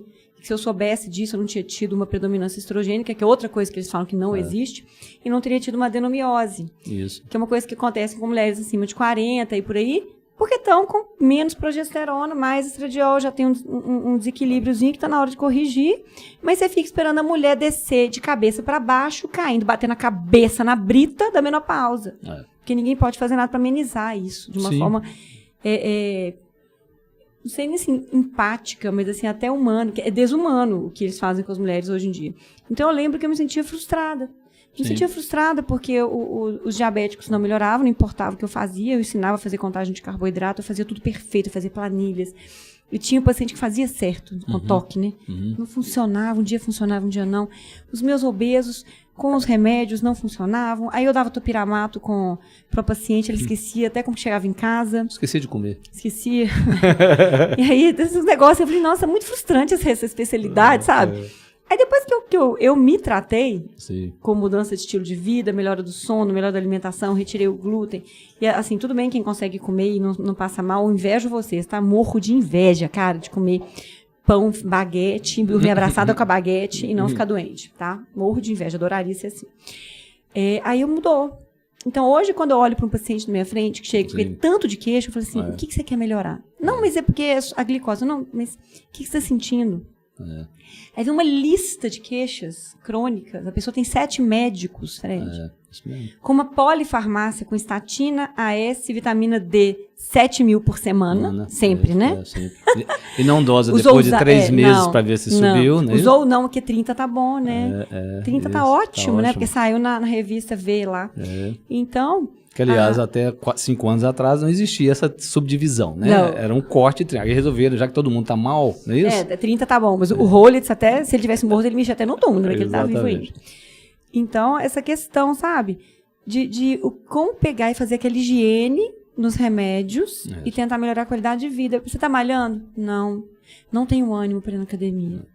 Você tá dormindo bem? Não, acorda às 3 da manhã todo dia. Tal. Aquelas coisas que todo mundo queixa, né? Todo mundo com as mesmas queixas. Aí você vai olhar o básico, o sono. Essa é a primeira coisa que você faz. Qual é a segunda? Aí, então, na dimensão física, eu olho 3 coisas. O sono, o movimento e a alimentação. Né? Então, isso aí dá o suporte para o resto. O sono, né, para quem está nos ouvindo, você dorme de acordo com como você conduz o seu dia. Nós somos, uma das grandes vantagens evolutivas nossa foi assumir a própria temperatura. Isso é uma autonomia, né? A lagartixa tem que ficar no sol para ter metabolismo. Nós não, nós somos animais de sangue quente. Então a temperatura é o motor da nossa vida. Você vai dizer que é gerado pela mitocôndria, é verdade. Mas é o motor de arranque... Precisa ter 3. Isso, tudo isso. Mas é a luz. A luz. Então a sua temperatura ela tem um ciclo de começa a aumentar pela manhã, ela tem um pico às 11 horas, depois tem um pico 2 horas da tarde, depois tem um pequeno pico às 5, 6 horas e aí ela vai caindo para você dormir. Então eu falo para eles assim, doutor, mas eu deito e não durmo. Não, você só tem poder para acordar. Né, tá certo? Você não tem poder para conseguir deitar a hora que você quer. Então você tem que acordar e aumentar a sua temperatura. Como é que você aumenta? Atividade física, né? Banho frio, café e luz. Você tem que ver a luz, né?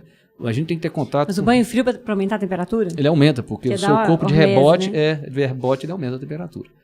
Aí, se ele fizer isso, naquela noite ele tem sono melhor e mais cedo. E olhar para o céu, né? Olhar para o céu. Isso é impressionante. De manhã. Você sabe que tem apps hoje, tem o Lighter, você mede a quantidade de luz do ambiente. Você tem que ter acesso a 100 mil lux, que é uma medida de luz, até 10 horas da manhã. O simples fato de ter um vidro por onde a luz do sol passa, ele cai 50% ou mais. A pessoa toma café não diante da luz, ele entra num carro, tem um vidro, ele põe um óculos escuro, entendeu? Então assim, a pessoa não tem contato com luz, então é como para o cérebro, ele não acordou. Né? Aí ele vai abusar o quê? Da cafeína para poder se manter acordado. Então o sono é a primeira coisa. Aí com isso, eu costumo dizer que você criou energia para ele cuidar do resto. Né?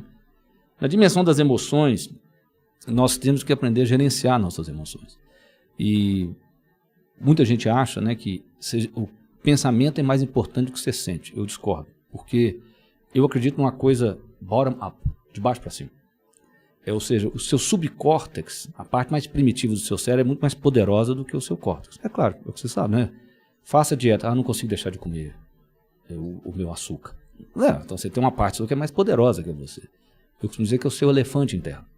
É uma analogia que nós somos um guia sentado no elefante. O elefante é a parte primitiva, o guia é a parte mais recente, por isso que ele é pequenininho, que mostra o pouco poder que ele tem sobre o elefante. Então o elefante é o bicho que a gente tem que domar.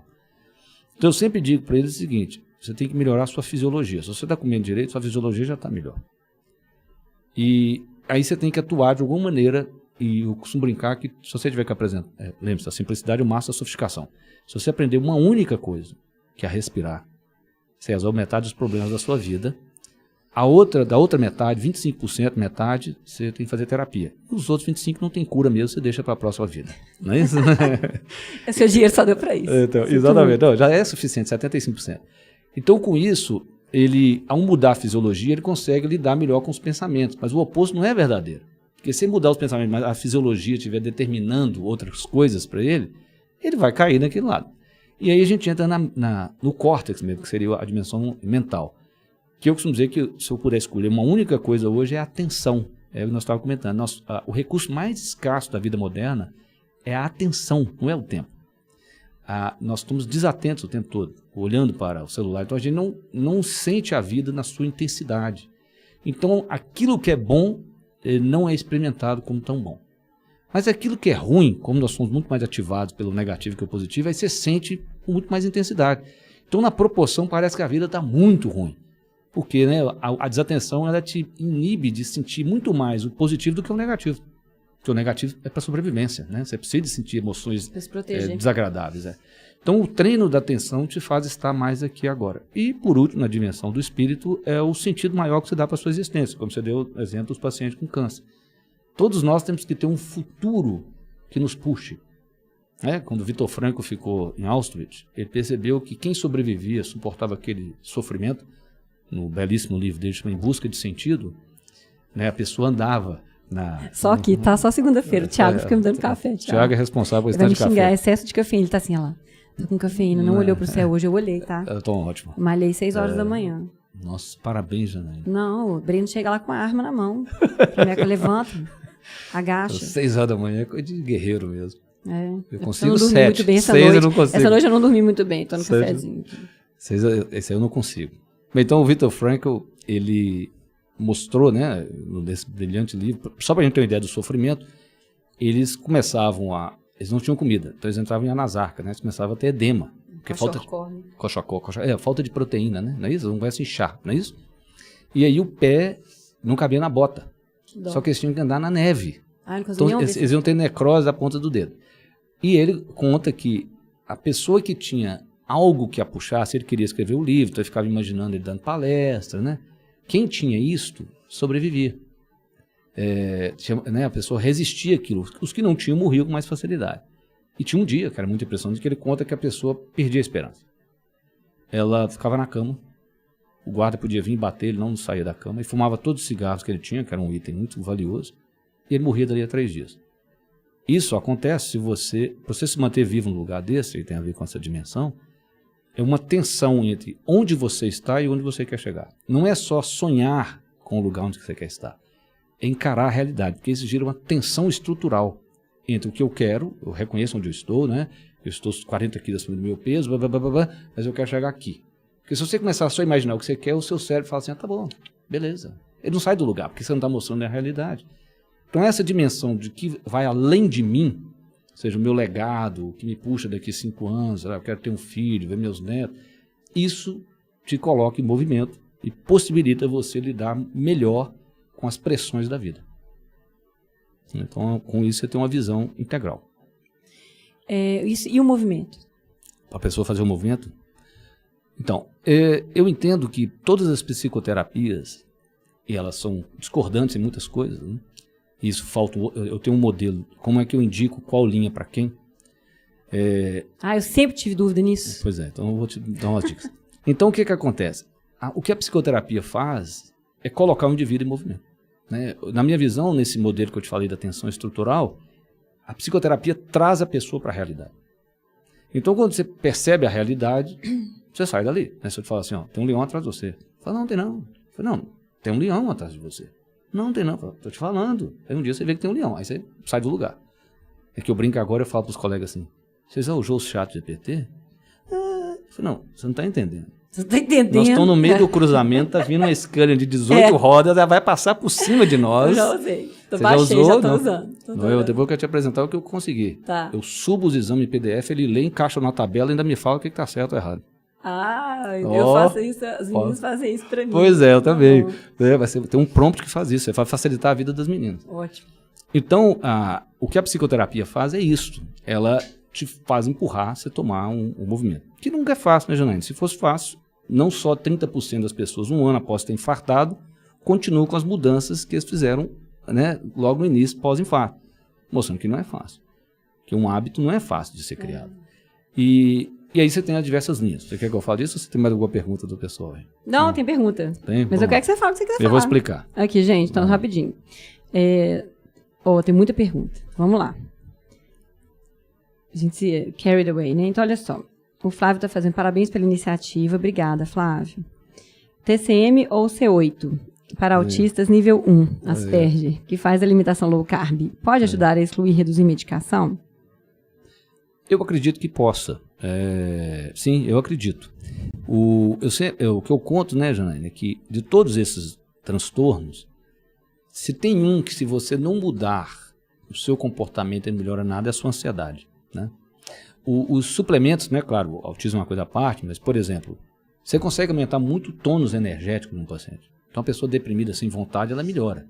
Agora, você pegar uma pessoa ansiosa e acalmá-la, você pode dar um caminhão de passiflora, 3 kg de melissa, ou seja, eu brinco que nada é igual 3 gotas de Rivotril. 3 gotas de Rivotril é mais potente que isso tudo. Então, a ansiedade, a pessoa tem que começar a desenvolver competências para ela lidar com a pressão do mundo afora, né? Não que esses suplementos não vão ajudar, mas eles são muito, eu digo assim, para a pessoa não ter essa expectativa. Ela vai tomar magnésio, tudo, mas ela tem que desenvolver, ou seja, o efeito... Respirar. O efeito não é tão passivo quanto uma pessoa com depressão. A pessoa com depressão é marcante. Ela melhora o tônus de energia. E nós temos que lembrar que a depressão é cíclica, né? A ansiedade, ela não é cíclica. Essas pessoas que queixam ansiedade, é um tag. Ela tem ansiedade quase continuamente. Ela piora alguns dias, depois diminui. Né? Então, responder mais ou vamos para... Então, aí, só dar um pitaco aqui, eu tenho visto muito melhor de paciente com autismo de qualquer grau, com mudanças na alimentação, sono adequado, tirar a tela e tirar, assim, melhorar a inflamação em geral sistêmica, né? E a dieta cetogênica é muito interessante. Não cura, gente. Não é um milagre, né? Que cai do céu, cai no colo. Senão todo mundo já estava fazendo isso há 100 anos, que a dieta cetogênica existe há 100 anos para epilepsia. Mas realmente é interessante tentar uma dieta cetogênica. A suplementação de C8, que é um triglicerídeo de cadeia média, para quem não está entendendo, né? Que a gente usa muito em câncer, em Alzheimer. Ajuda no foco, anti-inflamatório cerebral. Tem alguns estudos interessantes, tá? Mas depende de muitas outras coisas. Igual a saúde integral, né? Nós estamos falando sobre isso. Não adianta tomar um suplemento e não mexer em todo o resto, né? Tem mais coisa, muita coisa legal aqui, ó. O Hector está falando aqui, olá, meus queridos. Doutor, o que você acha dos psicobióticos? E nessa questão, são os metabólitos que impactam nos sintomas? E sendo assim, administrar bactérias específicas seria válido nos tratamentos? Bem, inclusive tem um produto da indústria, né? Na farmácia, que o Probianz é um produto, é um psicobiótico. Eu entendo, Janaína, você me corrige, que as pessoas pensam assim, mas a bactéria morre. Não interessa, o material genético dela chega lá no intestino. Então, como as bactérias reproduzem por cissiparidade, né, elas trocam material genético, aquele material genético lá ele deve ter um efeito, né? Por isso que eu até visitei a empresa francesa, eu fui speaker desse produto. É impressionante, isso tem que ser para tudo. Mas você já viu algum resultado? Você já experimentou na sua clínica? Eu percebi o seguinte, o paciente, olha que interessante, ele melhora o hábito intestinal das pessoas. Essas pessoas, eu percebi que impactavam. As que melhoram o hábito intestinal, né? Exatamente, era.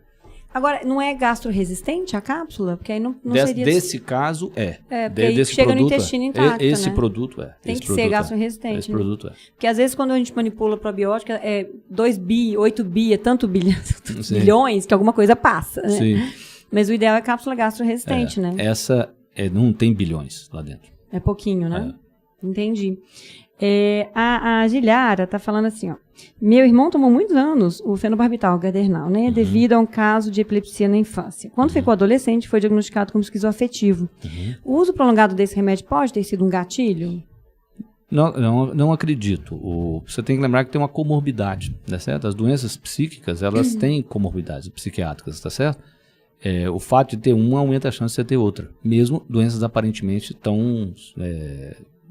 não interligadas, se você considerar que tem uma epilepsia a ver com esquizofrenia. Essa pergunta agora é tensa. É dela também. Ela é inteligente, essa mulher, tá perguntando coisa boa aqui, ó. Meu esposo tem um meio-irmão esquizofrênico. E eu tenho um irmão esquizoafetivo. Existe alguma coisa que eu possa fazer para minimizar a probabilidade de eu ter um filho com esse diagnóstico? Então, vamos por etapas. Primeiro, do ponto de vista nutricional, quanto mais eu acredito, quanto melhor você estiver na sua gravidez, né, apesar que nós podemos dizer... Antes, durante... Isso, antes... Amamentando. Exatamente. Então, quanto melhor você estiver, mais nutrida, não é só com folato que te dão, né? Você tomar muito ômega 3, né? Você tá... Vitamina D adequada, ferro adequado. Um pouquinho de iodo, né? Melatonina não faz mal a ninguém. Sim. Ela tem uma ação epigenética Sim. Na gestação, de desligar genes de doenças, né?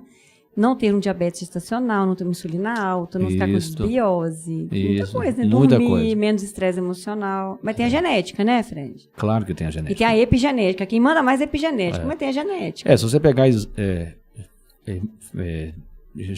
irmãos gêmeos univitelinos, idênticos, se o seu irmão for, você tem 15% de chance de ter também. Numa população normal é menos de 3%. Entendeu? Então, assim, é muito pequeno. Não é uma cruz que ela vai carregar. E só para ela saber, a doença mais transmitida geneticamente na psiquiatria é o transtorno bipolar, não é a esquizofrenia. A bipolaridade anda na família mesmo. É na família. Você pode perguntar, tem uma tia, né? A esquizofrenia, não. Aí outra coisa, o seu filho, você pode fazer 2 caminhos quando ele nascer. Né? Quanto mais possibilidade de socializar, mais ele vai desenvolvendo competências interpessoais, porque o grande prejuízo da esquizofrenia é a interpessoalidade. Né? Nesse caso, ela lembra um autismo, tá certo? Nesse sentido.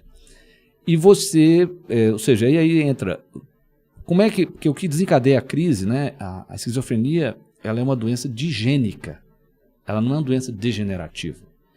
Uma doença degenerativa, ela começa, sei lá, com 60 anos, no Alzheimer. Então, ela tem Alzheimer começa aos 40. Aos 40. Ela tem um padrão histológico, não é isso? Se você colocar no microscópio o cérebro. A doença digênica, não. Apesar de surgir na adolescência, é como se você nasceu com ela.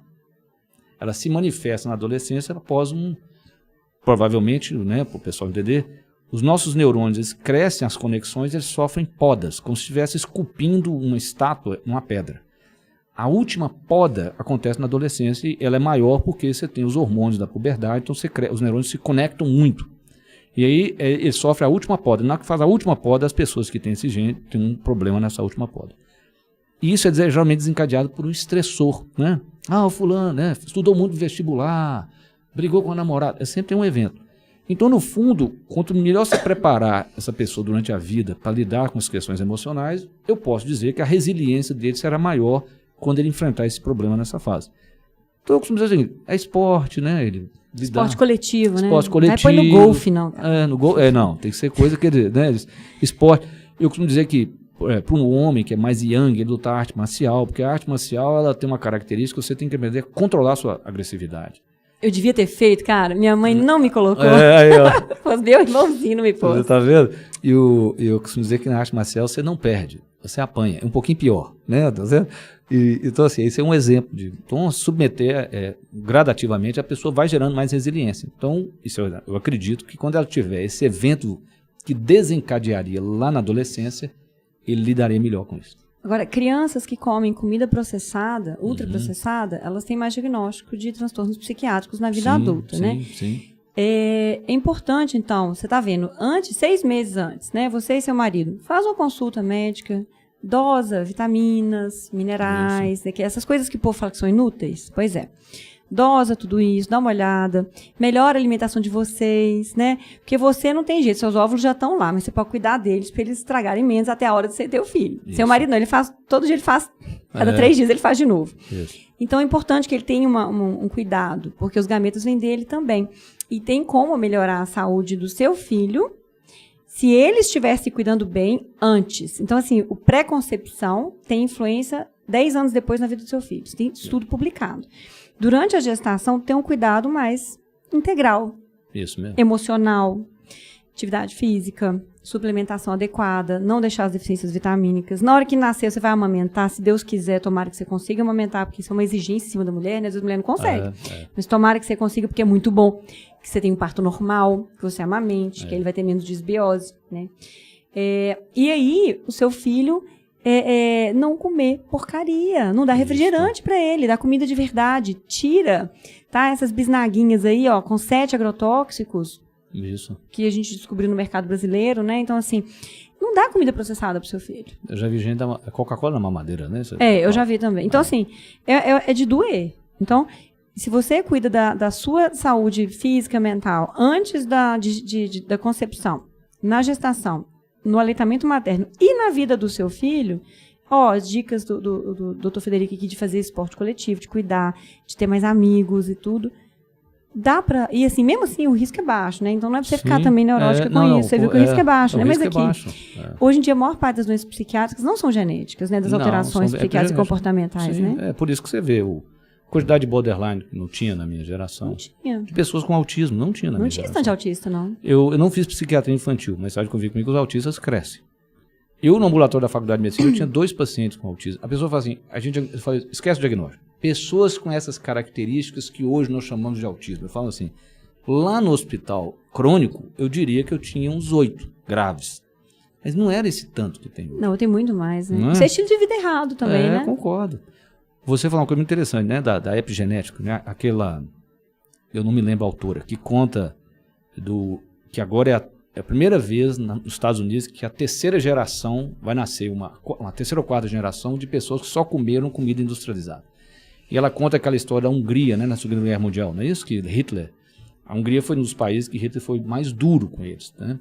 Porque tem um momento da guerra que a Hungria fica do lado de alguém, então quando ele entra lá, já é no final da guerra, ele deixa passar fome 15 ou 20 mil mulheres grávidas.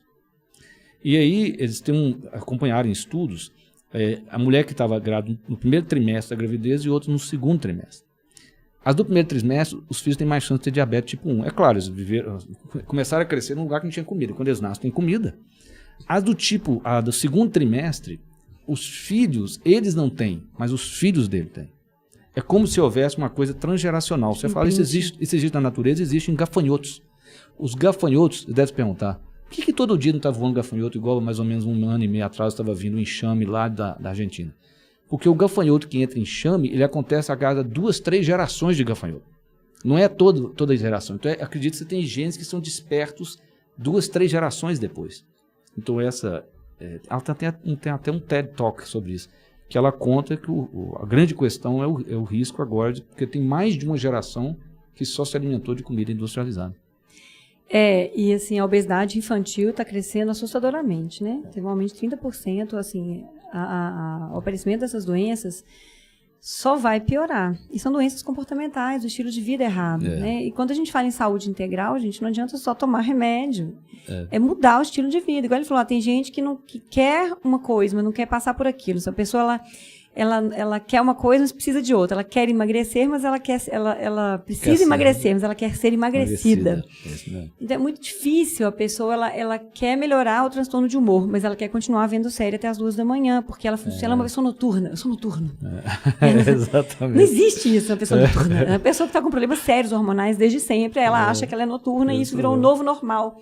Mas isso não é normal para o corpo dela, para a biologia dela, para a cronobiologia. Ninguém dá muita atenção para isso, né? Nós sempre lembrar que nós não surgimos nesse mundo, nós somos selecionados em uma outra realidade, não é isso? Onde a noite era feita para dormir e a gente andava durante o dia. Então essa história que você falou tão bem, o fato é, todo mundo deveria dormir à noite. Isso é não tem noite e dia, isso faz parte da nossa cronobiologia. Você tem que dormir à noite e ficar acordado durante o dia.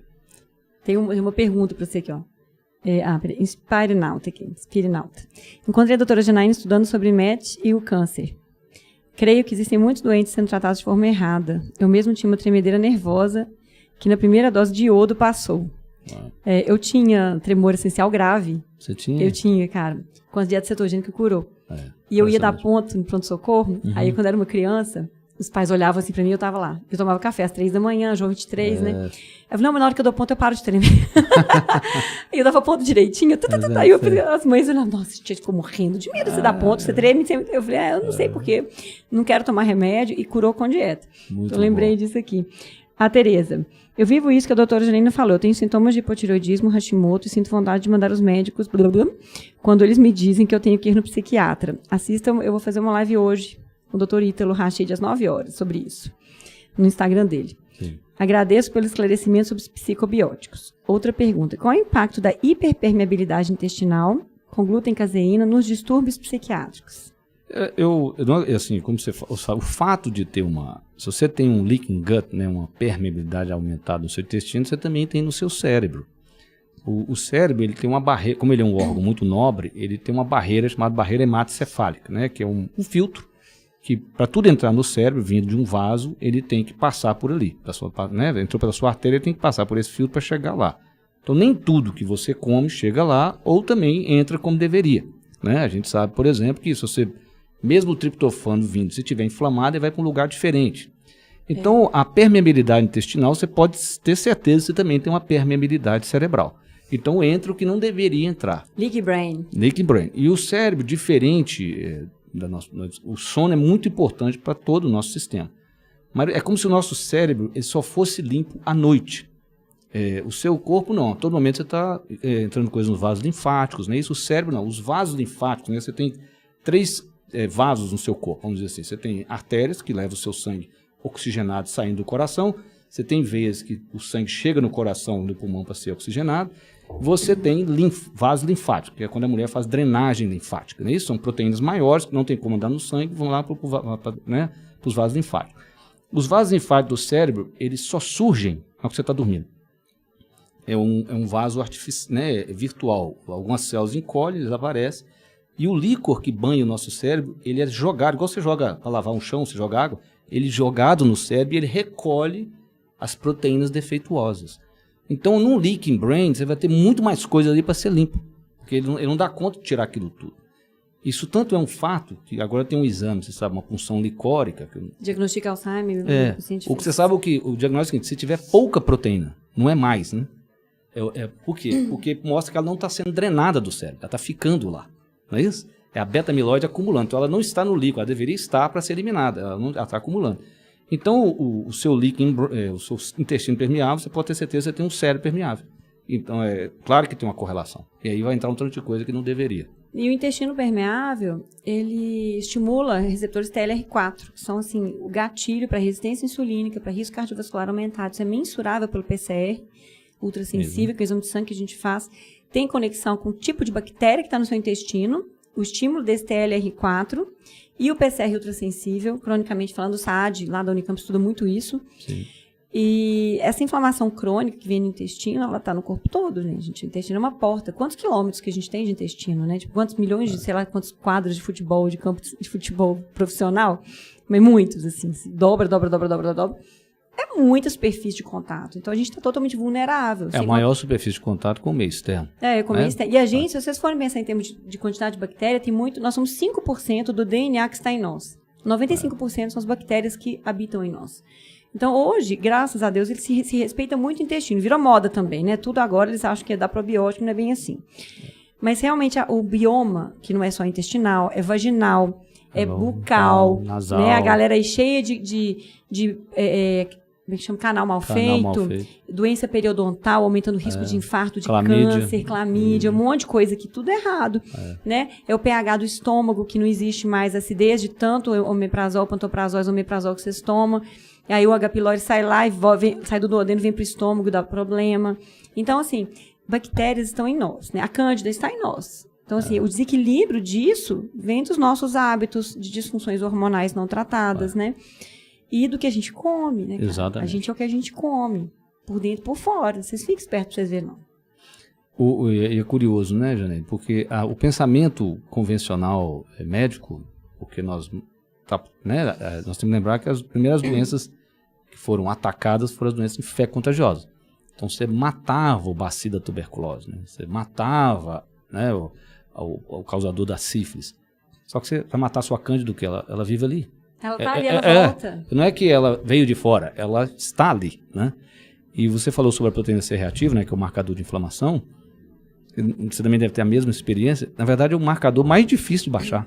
É muito difícil. Não é isso? Você pode, o camarada metila direitinho, né? Mas né, nos exames eu estou dizendo, né? Ué. Mas o da inflamação é o mais difícil de baixar. Você tem que caçar de onde vem. A maioria das vezes vem do intestino, vem da boca. Então, por isso que agora tem essa grande procura novamente aos dentistas, né? Engraçado, quando eu tinha 5 anos de idade, eu já tinha um dente de prata, cara. É mesmo? De canal. Sim. Eu morava no México. No México, eles davam latinha de leite condensado em miniatura sabor morango. Minha mãe nega que me deu isso. Nega até a morte. Mas eu lembro. Era uma latinha assim, de leite condensado de morango. Eu tinha tanta cárie, eu escovava o dente. Eu tinha tanta cárie que eu tinha um dente de prata, assim. Eu fico pensando, a desbiose da pessoa, né? Por isso que eu sou assim, intestino fechado. Então, hoje, meu filho tem 5 anos, nunca teve uma cárie. Eu tenho orgulho disso, que eu vou na dentista, ela Pedro, tá de parabéns. Eu falei, nossa, eu com 5 anos, eu já era, tipo, cliente. Você já tinha. Obturação em todos os dentes, assim, vivia no dentista. Então, hoje tem essa consciência, mas você sabe que isso é só no pessoal que está mais ligado na medicina integrativa, que assiste muita live. O pessoal mesmo da lida... Não tá nem aí. Tá nem aí. O pessoal tá comendo açúcar, não passa falou, dental, não olha doença periodontal. Você acha uma proteína reativa de 10, 15... 80, mesmo assim.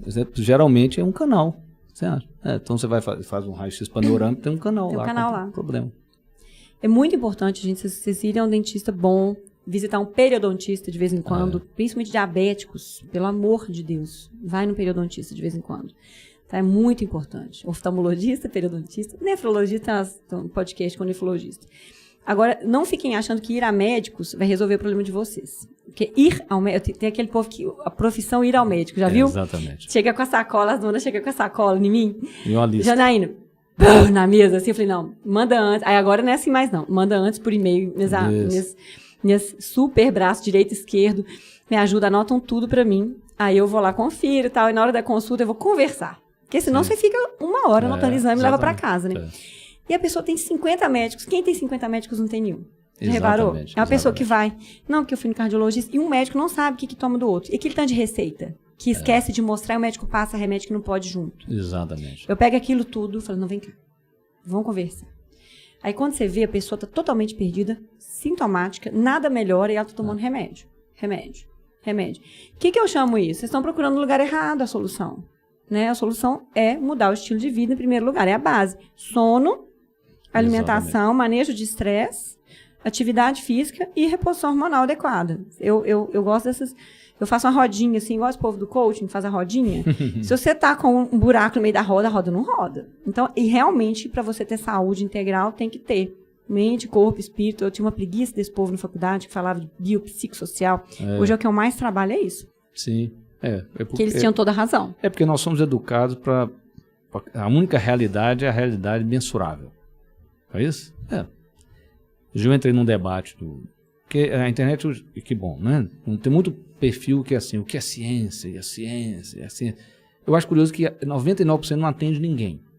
Então o camarada não tem que lidar com a dor humana, não é isso? Não tem que lidar. Não melhorei, doutor, meu WhatsApp, não tô melhor, continuo cansado, o que eu faço agora? Isso. Nossa. Exatamente, ou seja, ele não lida com isso, não é lindo. Você vai falar o quê? O guideline, já seguiu o guideline, você não melhorou. Então eu costumo dizer que quem está com a pele em jogo, skin in the game, você tem que ouvir quem está com a pele em jogo, né? Quem está lá na batalha, né? O camarada que está sentado, burocrata, pensando como que a batalha está sendo. Então a discussão era sobre psicoterapia, um falou assim, porque ciência. Por exemplo, o método científico não é aplicado a tudo. Ele não é aplicado, por exemplo, à filosofia. Não é importante a filosofia? Ele não é aplicado à literatura. Não é importante a literatura? Você tem pessoas que fazem filosofia clínica. Claro que não tem como medir. Isso não tem como ser mensurado. Olha os estudos nutricionais, observacionais de populações que lixo, que não ajudam em nada. Exatamente. Levaram a nossa população até hoje para um caminho totalmente equivocado. Exatamente. Né? Ou então, dar comida para um ratinho, que é um bicho totalmente diferente da gente, e quer comparar o que o rato pode comer e o que a gente pode comer. Exatamente. Achando que é igual remédio para tratar bactéria. Isso aí. São seres, organismos totalmente diferentes, com alimentação diferente. Não dá para você comparar. Pega um bicho que parece mais com a gente, pelo menos. Né? Então, ciência também na medicina, a medicina não é uma ciência exata. E dependendo do que você faz na epidemiologia, você leva a população para o inferno. E a medicina é uma ciência probabilística. Probabilística. Né? Você fala assim, mas o que é? Vou dar um exemplo da minha mãe. A minha mãe tem um rim somente. Ela, né, um dia ela fez um ultrassom com 45 anos de idade, ela descobriu que ela só tinha um rim. O outro rim ficou atrofiado. Ninguém sabe por quê. Foi, né, quando nasceu assim. Tá? Ela está com 77 anos e ano passado ela teve uma glomerulonefrite que tornou o outro hipofuncionante. Ela está fazendo dieta direitinho, ela caiu e quebrou o cotovelo. O colega falou assim, tem que operar. Eu falei, não vai operar. Perguntei para ele, o que é o pior cenário? Ela vai perder 30% do movimento do braço. Tá bom, ela vai perder. Falei, por quê? Primeiro que você vai deitar ela numa cama. Pronto. Ela vai parar o rim direito. Você vai dar um antibiótico para ela porque ela está no hospital. Aí vai piorar de novo. Vai para diálise. Vai para diálise. Eu falei, não vai operar. A mulher falou, não vai. E aí, durante cada semana ela ia nele, tal, toda vez falava do braço. Por um milagre do destino, o braço ficou perfeito. Mas não é verdade? Você fica... É uma falta de noção do que... Não tem que saber medicina, é bom senso. É um bom senso. Tem paciente meu que fala assim, você é engenheiro, né? Então esquece. qual que é a probabilidade disso e disso? Você tem que escolher, é uma probabilidade. É medicina probabilística. E a estatística faz o que você mandar. Faz, exatamente. Eles manipulam a estatística como eles querem. Né? Exatamente. O que você falou, assim, para quem está nos ouvindo, toda vez que quer esconder alguma coisa, usa um número relativo, de percentual. Não é isso? Toda vez que quer, né? Risco relativo. Vamos lembrar do Brasil, né? Na época da pandemia. Morreram 600 mil pessoas. Não posso falar de pandemia. Né? Mas dando um exemplo, não é isso, né? 60 mil. Ninguém falava que 20 milhões, 30 milhões sararam, tipo assim, né? Você tinha que falar foca assim, no 0,1% faleceu. Não. Então você tem que usar os números, você falou, eles maqueiam nesse sentido de acordo com o que você quer que nas estatinas, totalmente. Quando eu estava na residência, esse remédio reduz em 30%. Tipo assim, em 1.000 pessoas, em vez de 2 morrerem, morreu uma. Então, 1 em 1.000. Mas ele chega, não, 30%, aqui 50% de redução. Isso significa que você tem que dar remédio para quase 1.000 pessoas para salvar uma. Então, é bem... E assim, você não salva de uma coisa, não salva da morte, né? Então, tem muita coisa que a gente tem que rever.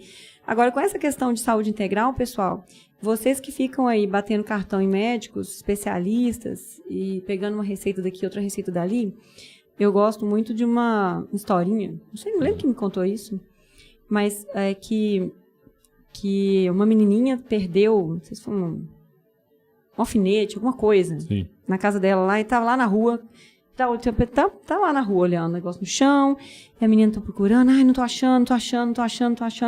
A menina não tô achando, aí começou a juntar os vizinhos, ajudando a procurar, lá na rua. Um paralelepípedo, difícil de achar.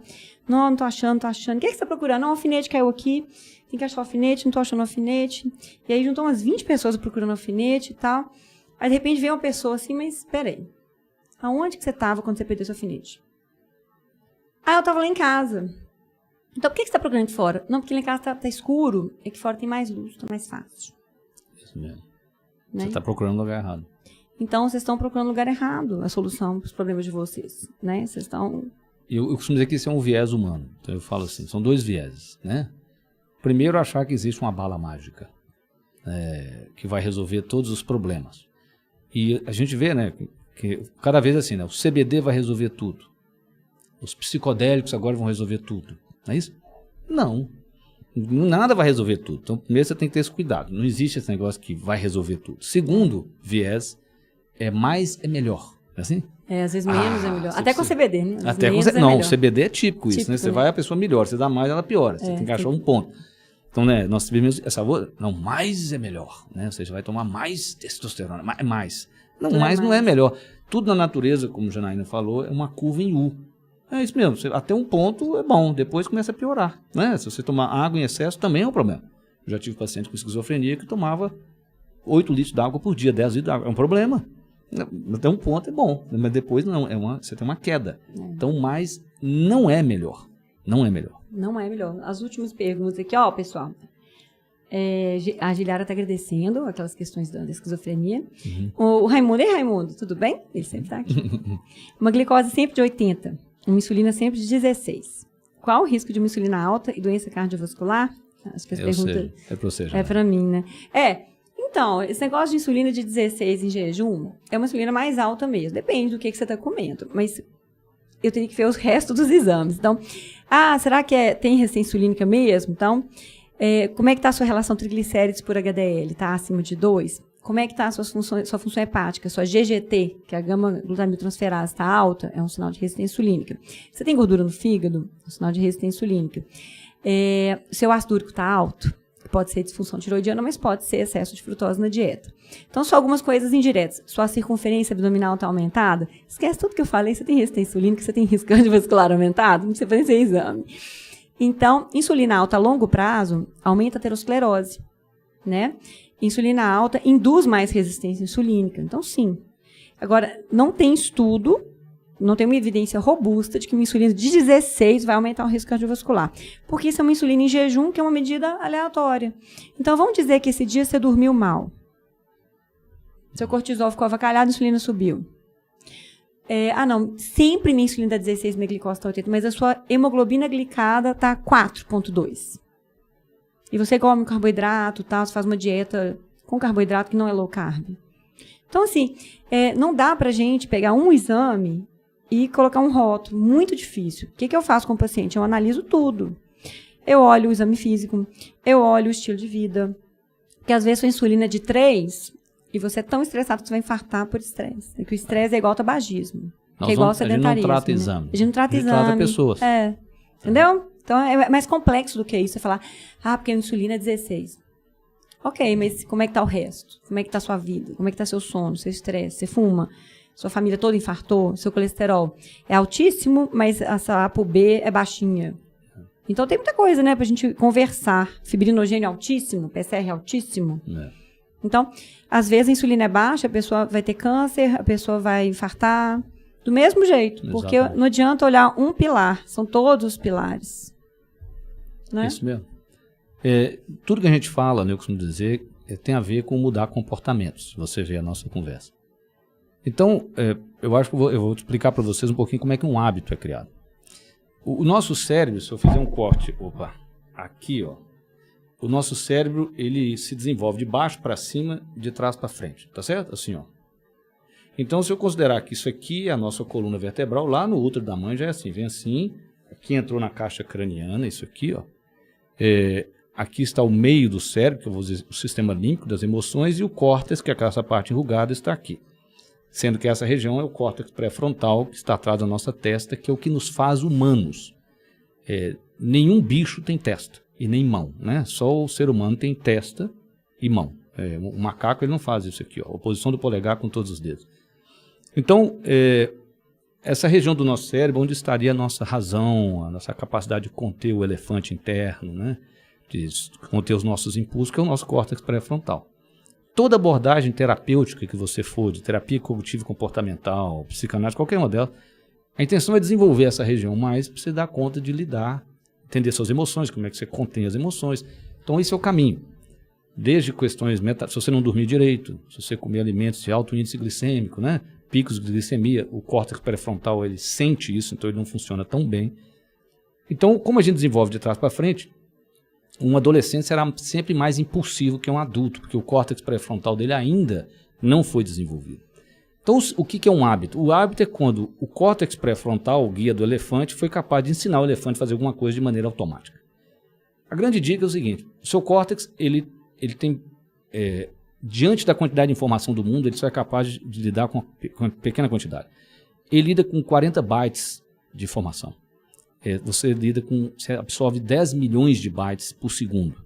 Ele só lida com 40. Então é como se ele é um recurso escasso. A nossa força de vontade está aqui. Ele é um recurso escasso. Então a pessoa cansa o músculo dela durante o dia. Quando chega à noite ela chuta o balde porque ela já gastou a força de vontade. Então qual que é o caminho? Primeiro, se atuar no seu contexto. Você não quer tomar refrigerante, você não compra. Se você comprar, você vai tomar. Perfeito? Você quer assistir menos televisão, tira as pilhas do controle, guarda no lugar que você vai ter que abrir uma gaveta, colocar a pilha, até lá você consegue talvez desistir de tomar, de assistir televisão. Um hábito, como você precisa de sua força de vontade, ela é escassa, a melhor maneira de você mudar um hábito é começando pequeno. Não é grande. Então a pessoa fala assim, vou começar 1 hora de academia todo dia. Não vai, você nunca fez atividade física. 1 hora esgota a sua força de vontade, porque existe um negócio chamado fadiga subjetiva. Você olha para o peso, você já fica com preguiça, entendeu? Porque o sistema, ele fala, não vai gastar sua energia ali não, você fica, quem é corredor sabe disso, você começa a correr, você fala, sou um corredor de 8 km, por que eu já estou cansado nos primeiros 800 metros? A fadiga subjetiva. Aí se você persistir, a fadiga passa. Porque o elefante interno fala, não, está gastando demais, guarda. Então, a pessoa tem que começar pequeno. Quando eu falo pequeno, eu falo para eles assim, caminha 10 minutos por dia. Muito pouco, doutor. Eu falo isso mesmo. É para você ter vergonha de não fazer. É para ficar com vergonha mesmo. Só 10 minutos. Como é da nossa natureza, ele vai gastar X de força de vontade para andar 10 minutos. Com o tempo, o mesmo X ele anda 15. O mesmo X de força de vontade. Entendeu? Aí ele começa a estender. E aí o seu elefante interno vê que aqui não dá tanto trabalho. Então vira um hábito. Então, mas um hábito demora, em média, 68 dias para ser criado. A conversa de 21 dias é conversa fiada, tá vendo? Fiada, muito. Se fosse assim, você já fez muita coisa 21 dias e não virou hábito. Não virou hábito. Não é curioso? Conhece que esse mito é mantido. Mito, 21 dias. Todo mundo já fez, quando você escreveu na academia. 2 meses é mais realista. Quando você escreveu na academia no começo do ano, todo mundo foi 21 dias. Né? Todo mundo vai 21 e desiste. Mas tem hábitos que demoram mais de 250 dias para serem criados. Então, o que interessa é a consistência. É um pouquinho todo dia, um pouquinho. Aí você vai. Então eu falo assim, você não aguenta correr? Você caminha, né? Não aguenta levantar peso? Tá bom, caminha. Você tem que fazer alguma coisa. Você tem que se colocar em movimento. Né? Então essa é a dica para criar hábitos na vida. Ó, gente, isso aqui, essa podcast aqui vocês têm que compartilhar com todo mundo. Quem não deu curtida ainda, curte, compartilhem. Vocês têm uma missão, mandar esse podcast para 10 pessoas, cada um de vocês. Porque isso aqui é de utilidade pública. Eu vou assistir umas 10 vezes para ver se entra na minha cabeça. Acho que eu não tenho córtex pré-frontal, não devo ter agenesia. A última aqui, o Hector está fazendo uma pergunta, eu vou responder. Você vai responder ou não? Tá. Sobre a questão de parasitas. Uhum. Influencia significativamente nos quadros psiquiátricos ou é uma correlação ainda pouco entendida? Você fala os parasitas intestinais? Não sei se é isso. Deve ser. Temos teorias, né? Tem umas teorias que você teria... isso é baseado, né, você sabe, em microscopia de campo escuro, né? Que é um exame. Da automolecular. Em vez da luz bater assim, né? Na placa, né? Ela bate assim. Então você vê coisas que você não vê quando a luz bate assim. É impressionante, claro. Depois que você termina de comer, você tem bactérias, você absorveu bactérias, né? Então você vê isso nessa lâmina. Então, da mesma maneira que você tem correlações com o bioma, né? Você sabe, hoje tem o esquizofrênico tem um bioma diferente, uma pessoa que é autista e tal. Você tem esse tipo de exame também, você poderia dizer que é um germe. Eu sempre costumo dizer que essas coisas... Micróbios, Então isso provavelmente é muito mais consequências. Não é uma lógica circular. Não que você não vai cuidar deles, mas isso não é a causa, provavelmente. Tá certo? Se você tem um sistema imunológico capaz e que não é anérgico, como no câncer, né? No câncer o sistema fica anérgico, né? Então ele não atua. Você não atua.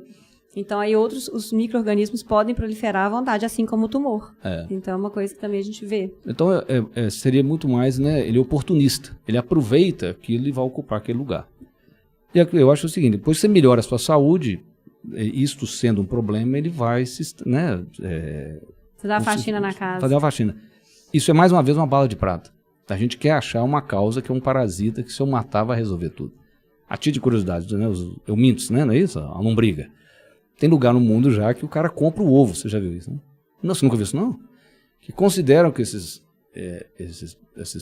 agora germes mesmo, né? Esses patógenos, sei lá, nunca sei. Eumintos, a lombriga, esses bichos, essa lombriga. Você sabe que eu tinha uma antipatia disso na medicina, cada coisa tem um nome, né? Nossa, eu acho... Então, os eumintos. Como os gringos lá... Parasitas. Os gringos não têm parasitas, eles não têm lombriga, lá não tem, eles têm higiene demais. Então, eles compram o ovinho para tomar. Você nunca viu? Eles tomam, porque a teoria é que aquilo é o ambiente natural do ser humano era ter alguns parasitas. Não, essas mães que ficam lavando a mão do menino o tempo inteiro, pondo luva, sapato. O menino tem que andar no meio do chão, ele tem que ralar joelho, cair de boca no chão. Tem que, proteína S de sujeira, é importante mesmo. Exatamente. Porque o excesso de higiene, excesso que eu tô falando, tá? Psiquiatricamente, excesso de higiene vai gerar mais atopia lá na frente, porque você vai ter menos contato com substâncias, proteínas, germes, parasitas, que vai gerar uma tolerância imunológica. Então, tem alguns estudos mostrando que crianças atópicas tinham mais essa questão de higiene total na infância, muito E crianças que nasciam de cesariana, diferente que nasce de parto normal, tem maior alteração, por exemplo, de asma, né, durante a vida. Tanto é que acho que tem lugares, mesmo que a criança nasce cesariana, eles fazem um suave da vagina da mãe e passam na pele. Agora estão fazendo isso. Estão pegando da vagina e passando o menino. Na boca, no corpo, para tentar. Porque senão o primeiro bioma que ele tem contato, a primeira bactéria é do hospital, não é da mãe dele. Né? E aí no mama, no peito. Aí usa sabonete Protex, né? Protex, que mata tudo. Todas as bactérias. Na época da minha mãe era assim, eu vivia ralada. Minha mãe me dava banho com eu vivia na rua, né, cara? Eu subia em árvore, andava de skate na rua, ralava toda. Eu tinha um cachorro pequenês, a minha mãe conta, quando eu tinha 2 anos, e ela conta que de vez em quando ela via eu disputando um osso com ele. Então... Eu falo assim, hoje ela seria presa, né? Mas daí por isso que deve ter ficado resistente a adoecer. Você não tem asma? Você acredita? Não tive no período da minha vida, para ver que o cachorro pegou algum, né? Me transmitiu algum bicho lá que... Né? Porque nenhuma regra funciona 100%, tá? É importante que vocês saibam isso. Bom, enfim, viu o que a gente falou? Ele falou assim, nós vamos falar 1 hora, porque é impossível falar 2 horas. Eu falei assim, comigo não é impossível, você vai ver que o papo rola. Você tá uma exímia entrevistadora, Janine. Parabéns, o Jô Soares mesmo. Oh, meu Deus. Parabéns, velho. Porque um bate-papo assim fica fácil. Quando tem assunto, dá para conversar 5 horas com você, né? Fica muito fácil. Tem mais alguma coisa que você quer falar sobre saúde integral? Não, eu acredito que as pessoas não devem procurar no lugar errado, né? Elas têm que considerar que nós somos compostos de físico, emocional, mental e espiritual, né? E esse é o nosso indivíduo e vivendo num coletivo. E o que se sabe hoje, se você atuar em mais de uma dessas dimensões, a sinergia é maior. Então, por exemplo, um atleta, se ele treinar o físico e ele meditar, ele performa melhor. Vamos supor, só tem 1 hora de treino. Se ele treinar 50 minutos e meditar 10, ele performa melhor do que ele treinar 1 hora. E a gente deveria nos perceber da mesma maneira. Porque essas questões de cuidar da saúde, né, a única disciplina médica e psicológica da performance é o esporte. Você não tem, o resto tudo trata de doença, né? Ou seja, onde você quer melhorar a saúde, isso é a medicina esportiva e a psicologia do esporte. Então, se a pessoa passar até essa perspectiva e sempre desconfiar de onde ela está procurando, né? Se desconfiar de onde você está procurando, aí eu acredito que a gente possa ser mais integralmente saudável. Gente, foi bom demais, né? Nossa Senhora.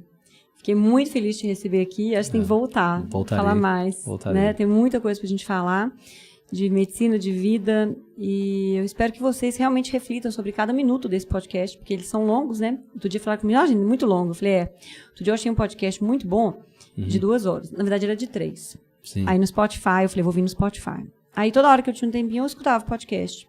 Achei bom demais. Quando é uma coisa que vale a pena ser ouvida, não é enrolação, encheção de linguiça, né, gente?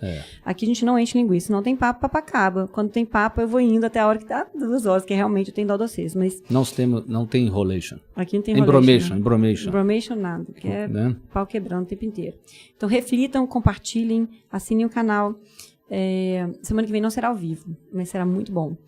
Então, por favor, tá, pessoal? Deem ideias também, convidados que vocês querem, mandem no meu Instagram, Janaína Endócrino. Dr. Frederico Porto, qual é o seu Instagram e suas redes sociais?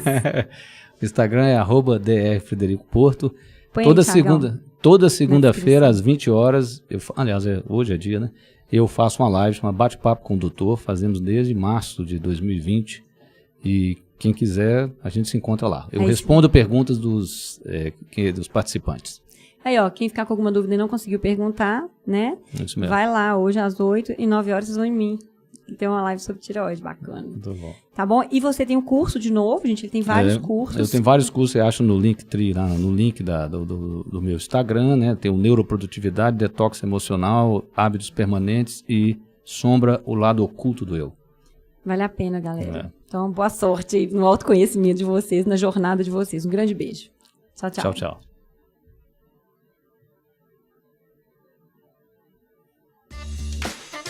Viu, hein?